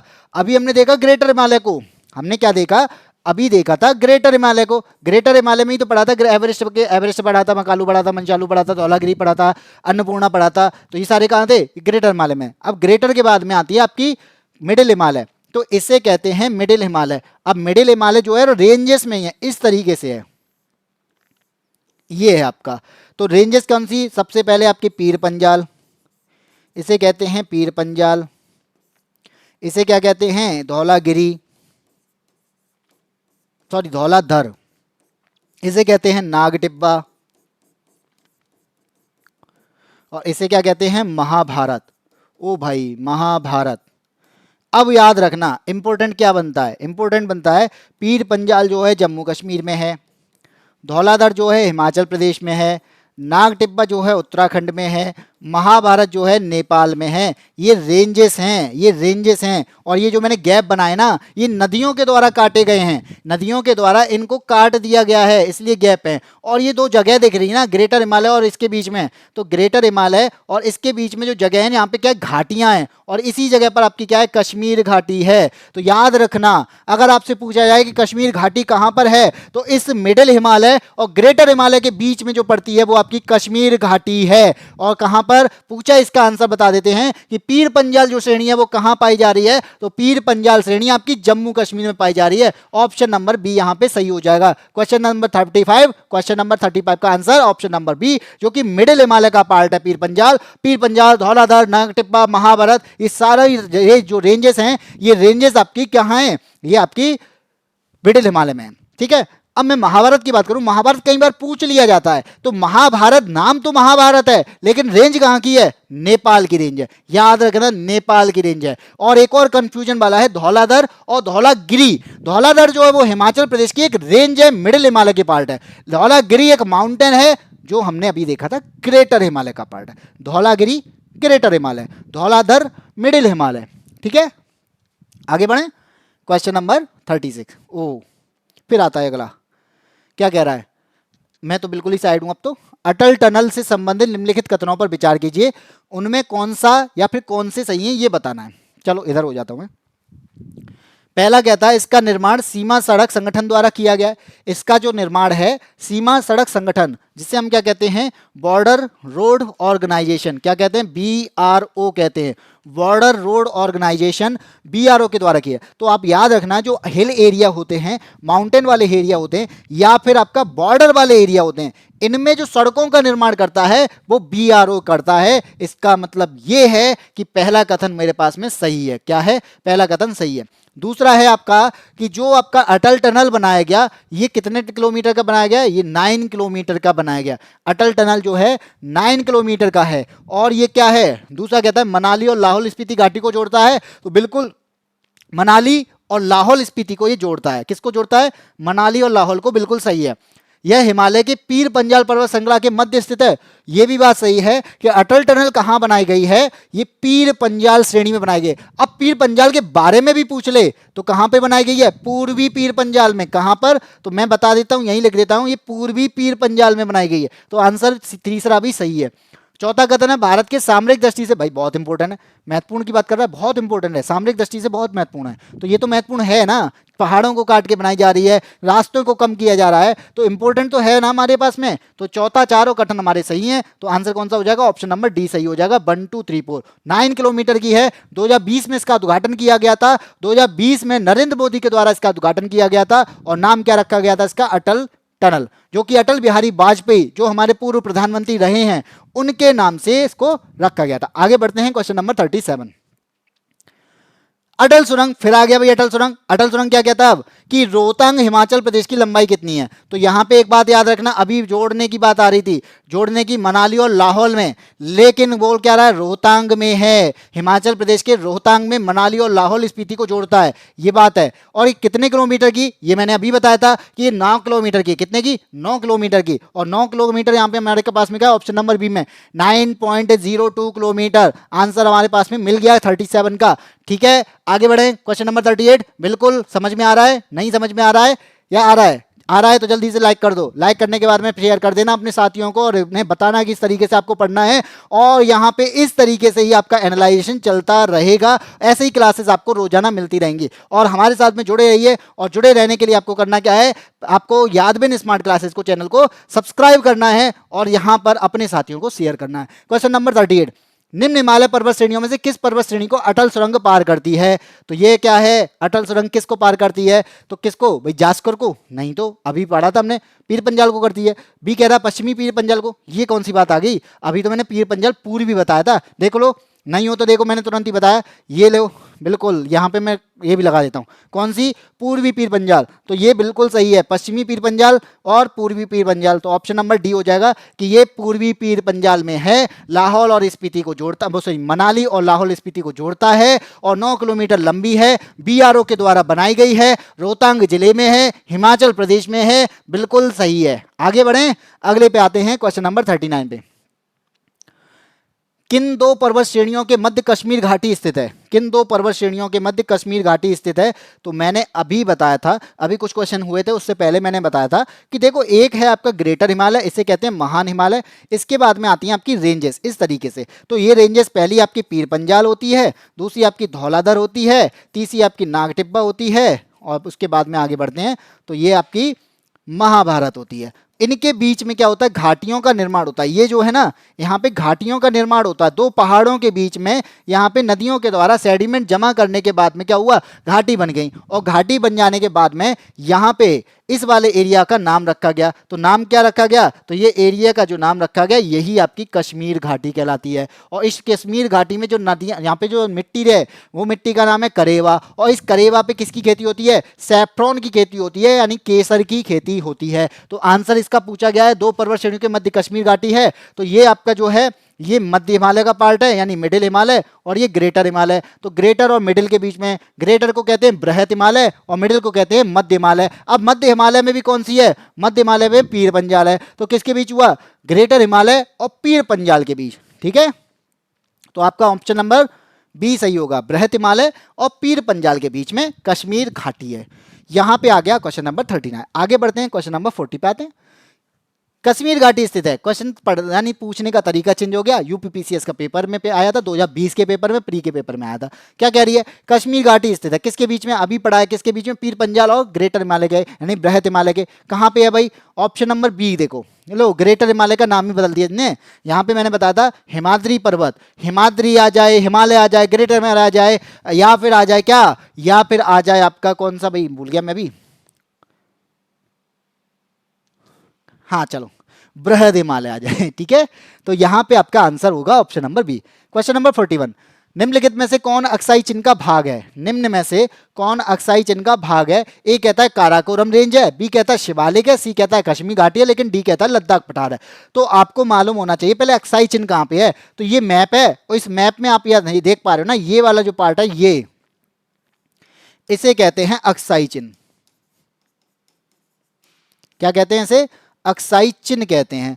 एक बात याद रखना कि 1962 में हमारा चाइना के साथ में युद्ध हुआ था। अब उस युद्ध में हमारे हार जाने के बाद में चाइना ने इस पे कब्जा कर लिया। तो कब्जे वाली जगह है, ये कहां पर है? ये हमारे लद्दाख पार्ट का हिस्सा है। अब लद्दाख पहले ही जम्मू कश्मीर का पार्ट का हिस्सा हुआ करता था। क्यों? क्योंकि पहले, अच्छा रेंज पूछा, सॉरी, लद्दाख पठार। तो इस जगह पे क्या है? लद्दाख पठार है। तो ये क्या है? ये वाला पार्ट जो है, ये वाला पार्ट, ये लद्दाख पठार का पार्ट है। और लद्दाख पठार में ही आपका क्या है? अक्साई चिन्ह है। ठीक है, तो आंसर क्या हो जाएगा? तो आंसर आपका हो जाएगा ऑप्शन नंबर डी, लद्दाख पठार। अब आप एक बात देखना कि भारत पर कब्जा कितना है। तो भारत पर ये देखो अक्साई चिन्ह का पार्ट है, और यहां से लेके इस तरीके से आपका किसका पार्ट है? ये पीओके वाला पार्ट है। तो भारत पर 2 देशों ने अपना अपना अलग अलग तरीके से कब्जा कर रखा है। तो ये देखो किस तरीके से कब्जा कर रखा है। ठीक है, तो आप इन चीजों पर भी फोकस करो कि पीओके हमारा पार्ट है, और कब्जा किसने कर रखा है? पाकिस्तान ने कब्जा कर रखा है, और चाइना ने भी कब्जा कर रखा है। 1962 में चाइना ने अक्साई चिन्ह पर कब्जा कर रखा। और ये दोनों रेखाएं, क्योंकि अभी हमने बॉर्डर वाला भी चैप्टर पढ़ा था, तो ये दोनों रेखाएं, इसको कहते हैं हम LAC, LOC जो पाकिस्तान के साथ में है, और ये अस्थाई बॉर्डर को LAC कहते हैं जो चाइना के साथ में है। ठीक है, ये बात याद रखना, LOC अस्थाई बॉर्डर पाकिस्तान, LAC अस्थाई बॉर्डर चाइना। ओके, आ गया क्वेश्चन नंबर 41। आगे बढ़े, क्वेश्चन नंबर 42 पे आते हैं। 42 क्या कहता है आपसे? 42, ग्रेटर हिमालय की ऊंचाई क्या है? भाई ग्रेटर हिमालय की अगर मैं बात करूं तो आपको पता है पूरी एक रेंज होती है ग्रेटर हिमालय की। तो इसकी ऊंचाई की बात करूं वो 6000 मीटर है। अब ये 6000 मीटर जो है वो की क्या है? एवरेज हाइट है। क्या है? एवरेज हाइट है। लेकिन भाई 6000 तो इसमें कहीं भी नहीं दिया। क्या दिया है? 8850 दिया, 8890 दिया, 8815, 8860। तो ये तो यार सुना सुना सा लग रहा है, ये तो माउंट एवरेस्ट की लग रही है। तो हमसे ग्रेटर हिमालय के नाम से माउंट एवरेस्ट का पूछ लिया है। तो आंसर क्या हो जाएगा? आंसर आपका ऑप्शन नंबर ए होगा, क्योंकि हमें पता है कि 8848.86 मीटर किसकी ऊंचाई है? ये आपके माउंट एवरेस्ट की है। किसकी है?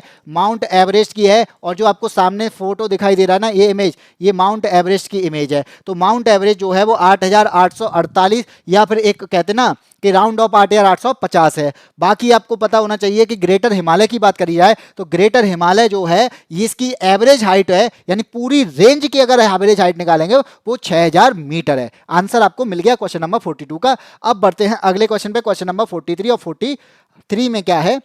हिमाचल पर्यायवाची। भाई हिंदी जोड़ दी इसमें। तो हिमाचल जो है किस शब्द का पर्यायवाची है? महान का, शिवालिक का, मध्य का, या ट्रांस का? तो मैं बता देता हूं, हिमाचल जो पर्यायवाची है वो मध्य हिमालय का पर्यायवाची है, क्योंकि मध्य हिमालय में ही आपका क्या है? आपने देखा होगा हिमाचल प्रदेश पड़ता है, और हिमाचल प्रदेश के नाम से ही हिमाचल बोला गया है। तो मध्य हिमालय वाला पार्ट, या फिर कहेंगे हम लघु हिमालय का पार्ट।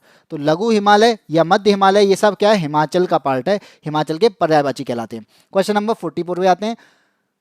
बताओ, कथनों पर करना है विचार। करो विचार, क्या करना है कथनों पे विचार। पहला कथन क्या कहता है भाई मेरे से, भारत में हिमालय केवल 5 राज्यों में फैला हुआ है। किसने बोला 5 राज्य हैं? जम्मू कश्मीर लद्दाख, चलो मैंने मान लिया जम्मू कश्मीर लद्दाख यूटी है, तो 2 यूटी हो गई, ठीक है। अब राज्य की बात करते हैं, हिमाचल प्रदेश में है, उत्तराखंड में है, सिक्किम में है, अरुणाचल प्रदेश में, मेघालय में, नागालैंड में, मणिपुर में, मिजोरम में, त्रिपुरा में, यहां तक ये तो 9-10 हो गए।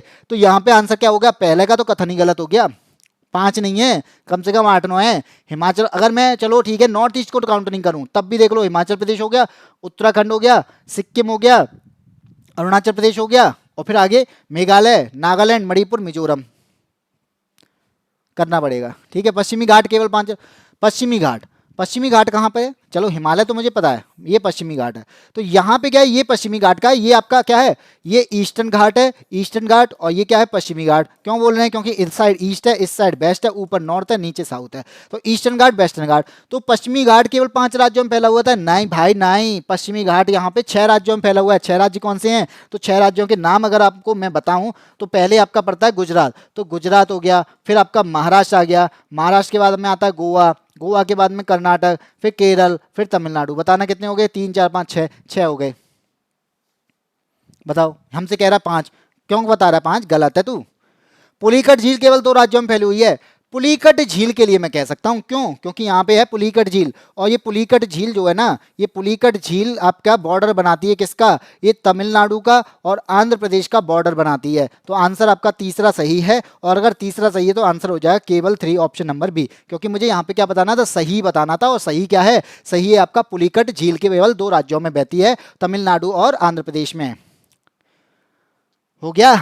चलो 45, हिमालय पर्वत श्रेणी निम्नलिखित में से किस राज्य का हिस्सा नहीं है? किस राज्य का हिस्सा नहीं है भाई? ए कहता है उत्तराखंड का हिस्सा नहीं। क्यों नहीं है भाई? उत्तराखंड तो है, हमने अभी देखा था, नागटिब्बा यहां से निकाल, नागटिब्बा एक रेंज है जो कि मिडिल हिमालय का पार्ट है।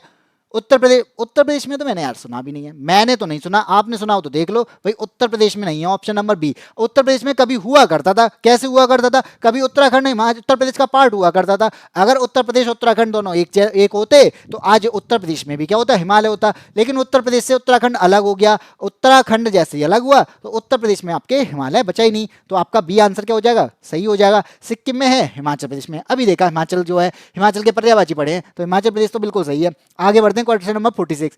क्वेश्चन नंबर 46 क्या कहता है कि भारत में निम्नलिखित में से कौन सी श्रेणी नवीनतम है? नया, नवीनतम। ए कहता है अरावली, बी कहता है विंध्याचल, सी कहता है हिमालय, डी कहता है पूर्वी। तो अभी बताया हमें, शुरू सब जब से क्लास स्टार्ट हुई तब से बता रहा हूं मैं कि नवीनतम श्रेणी यंगेस्ट माउंटेन हिमालय है। तो हिमालय का पार्ट कौन सा हो गया? ऑप्शन नंबर सी हो गया। हिमालय का पार्ट कौन सा हो गया? ऑप्शन नंबर सी हो गया। तो आगे बढ़ते हैं, क्वेश्चन नंबर 47। 47 क्या कहता है? निम्नलिखित में से कौन सी भारत की नवीनतम पर्वत श्रेणी है? सेम क्वेश्चन है 47 भी।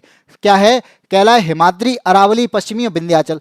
भाई नाम ही तो बदल दिया है इसने, उसमें हिमालय बोल दिया था, इसमें हिमाद्री बोल दिया था। ग्रेटर हिमालय को हिमाद्री बोलते हैं, हमें पता है हिमालय ही यंगेस्ट माउंटेन है। भाई नाम बदलने से क्या हो जाएगा? हमें तो पता नहीं चलेगा, छुपा बैठा है। ऑप्शन नंबर ए हिमाद्री, हिमालय का हिमालय है, और हिमालय का क्या है? नवीनतम पार्ट है, नवीनतम पर्वत है। क्वेश्चन नंबर 48 कहता है, क्या कथन दे रखा है, कारण दे रखा है। कथन है भारत में सर्वाधिक सघनता वाला भूकंपीय क्षेत्र हिमालय क्षेत्र में स्थित है।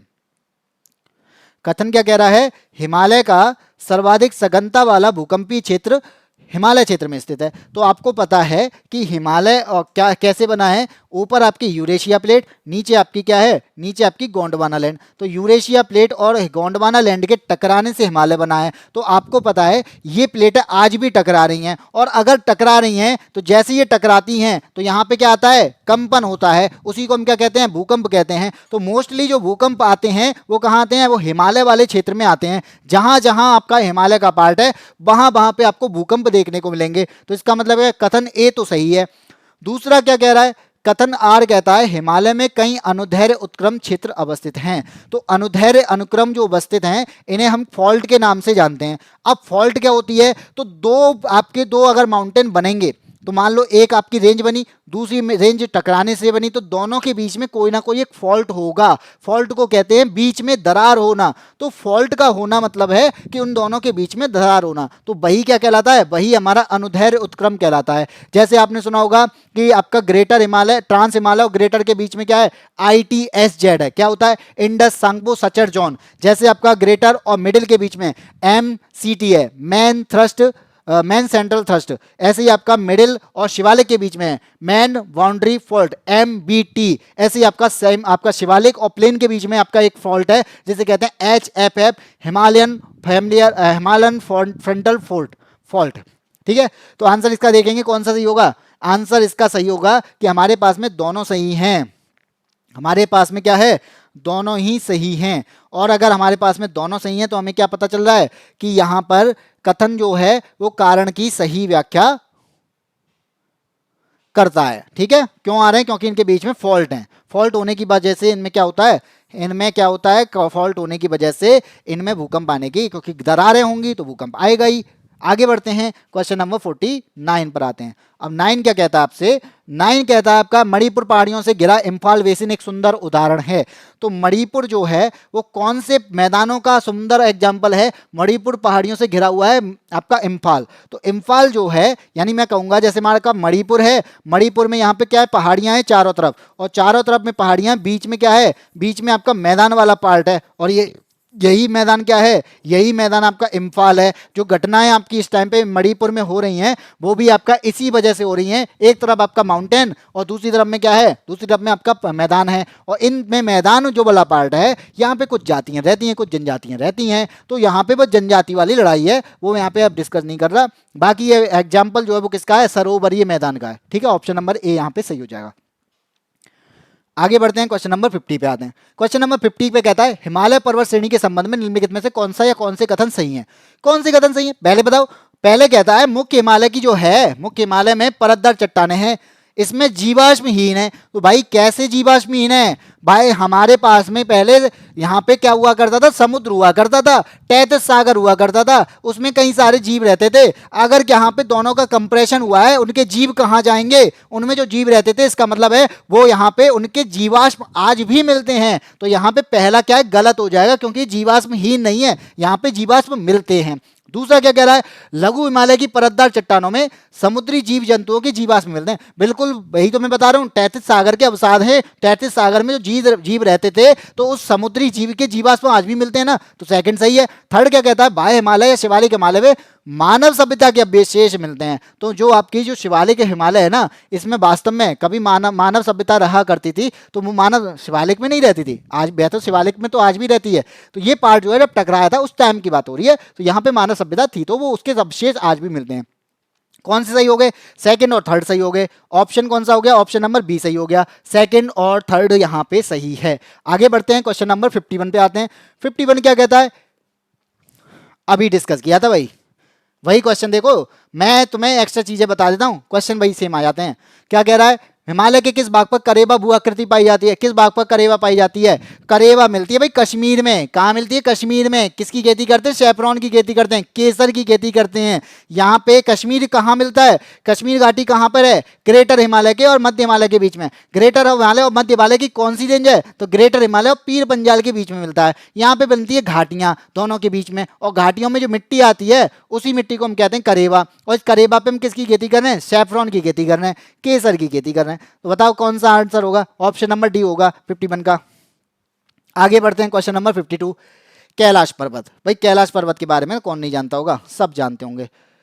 कैलाश पर्वत निम्न में से किस क्षेत्र में अवस्थित है? कहां पर स्थित है भाई? कैलाश पर्वत जो है लगता है कि इंडिया में होना चाहिए, लेकिन इंडिया में नहीं है। कहां पर है? ये तिब्बत में है, ऑप्शन नंबर बी, ये चीन में है। तो कैलाश पर्वत जाने के लिए कभी कभी अड़ंगा डालता है चीन, तो कभी हमें उत्तराखंड वाले रास्ते से बुला लेता है, यानी उसको बंद कर देता है। कभी कहता है भाई इस वाले रास्ते से आओ, नाथुला वाले से। तो कैलाश माउंटेन जो है, कैलाश रेंज जो है वो तिब्बत में है। इस पर एक माउंटेन है, इसका नाम है कैलाश माउंटेन। ठीक है, और सभी जानते हैं कि इस माउंटेन का एक धार्मिक महत्व है। क्या है? धार्मिक महत्व है।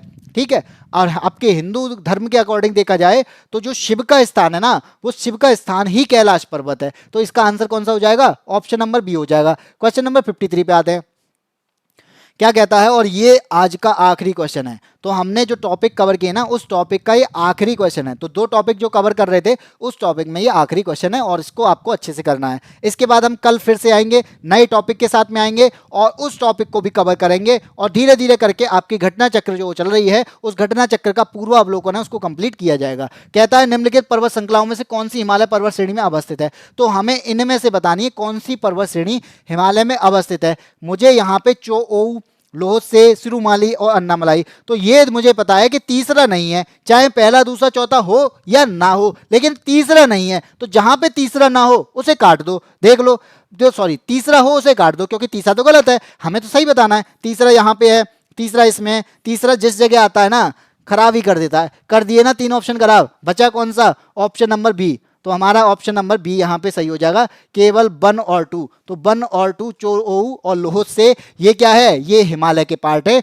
इसी तरीके से हम क्वेश्चन कर सकते हैं, इसी तरीके से आपको क्वेश्चन करने का तरीका मैंने बताया है। और आपको ये क्लास अच्छी लगी हो तो करना क्या है, चैनल को सब्सक्राइब करना है, वीडियो को लाइक करना है, वीडियो को शेयर करना है, अपने साथियों को बुलाना है जो आरओ की तैयारी कर रहे हैं, उनको भी कहना है कि भाई पढ़ लो, टाइम आ गया है, पेपर आ गया है। और यहाँ पे आप जो बुक लेके आए हो उस बुक का तो यहाँ पे एनालाइजेशन पहले से ही चल रहा है, तो अच्छे से पढ़ लो, एक बार पढ़ लो, अंडरस्टैंडिंग लेवल को बढ़ा लो, अच्छे से समझ लो, उसके बाद एक बार फिर बुक पढ़ लो तो और अच्छे से समझ में आ जाएगा। तो इसी तरीके से आपको हमारी क्लास में जुड़ना है और जुड़ने के साथ में इस चैनल को करना है सब्सक्राइब। अब इसी आपको बताना है, कोई भी अगर आपका डाउट रह गया है, अगर कोई डाउट आता है तो आप हमें कमेंट में पास कर सकते हैं और कमेंट में पास करने के बाद में हम उसको अगली क्लास में डाउट को पूरा करने की कोशिश करेंगे।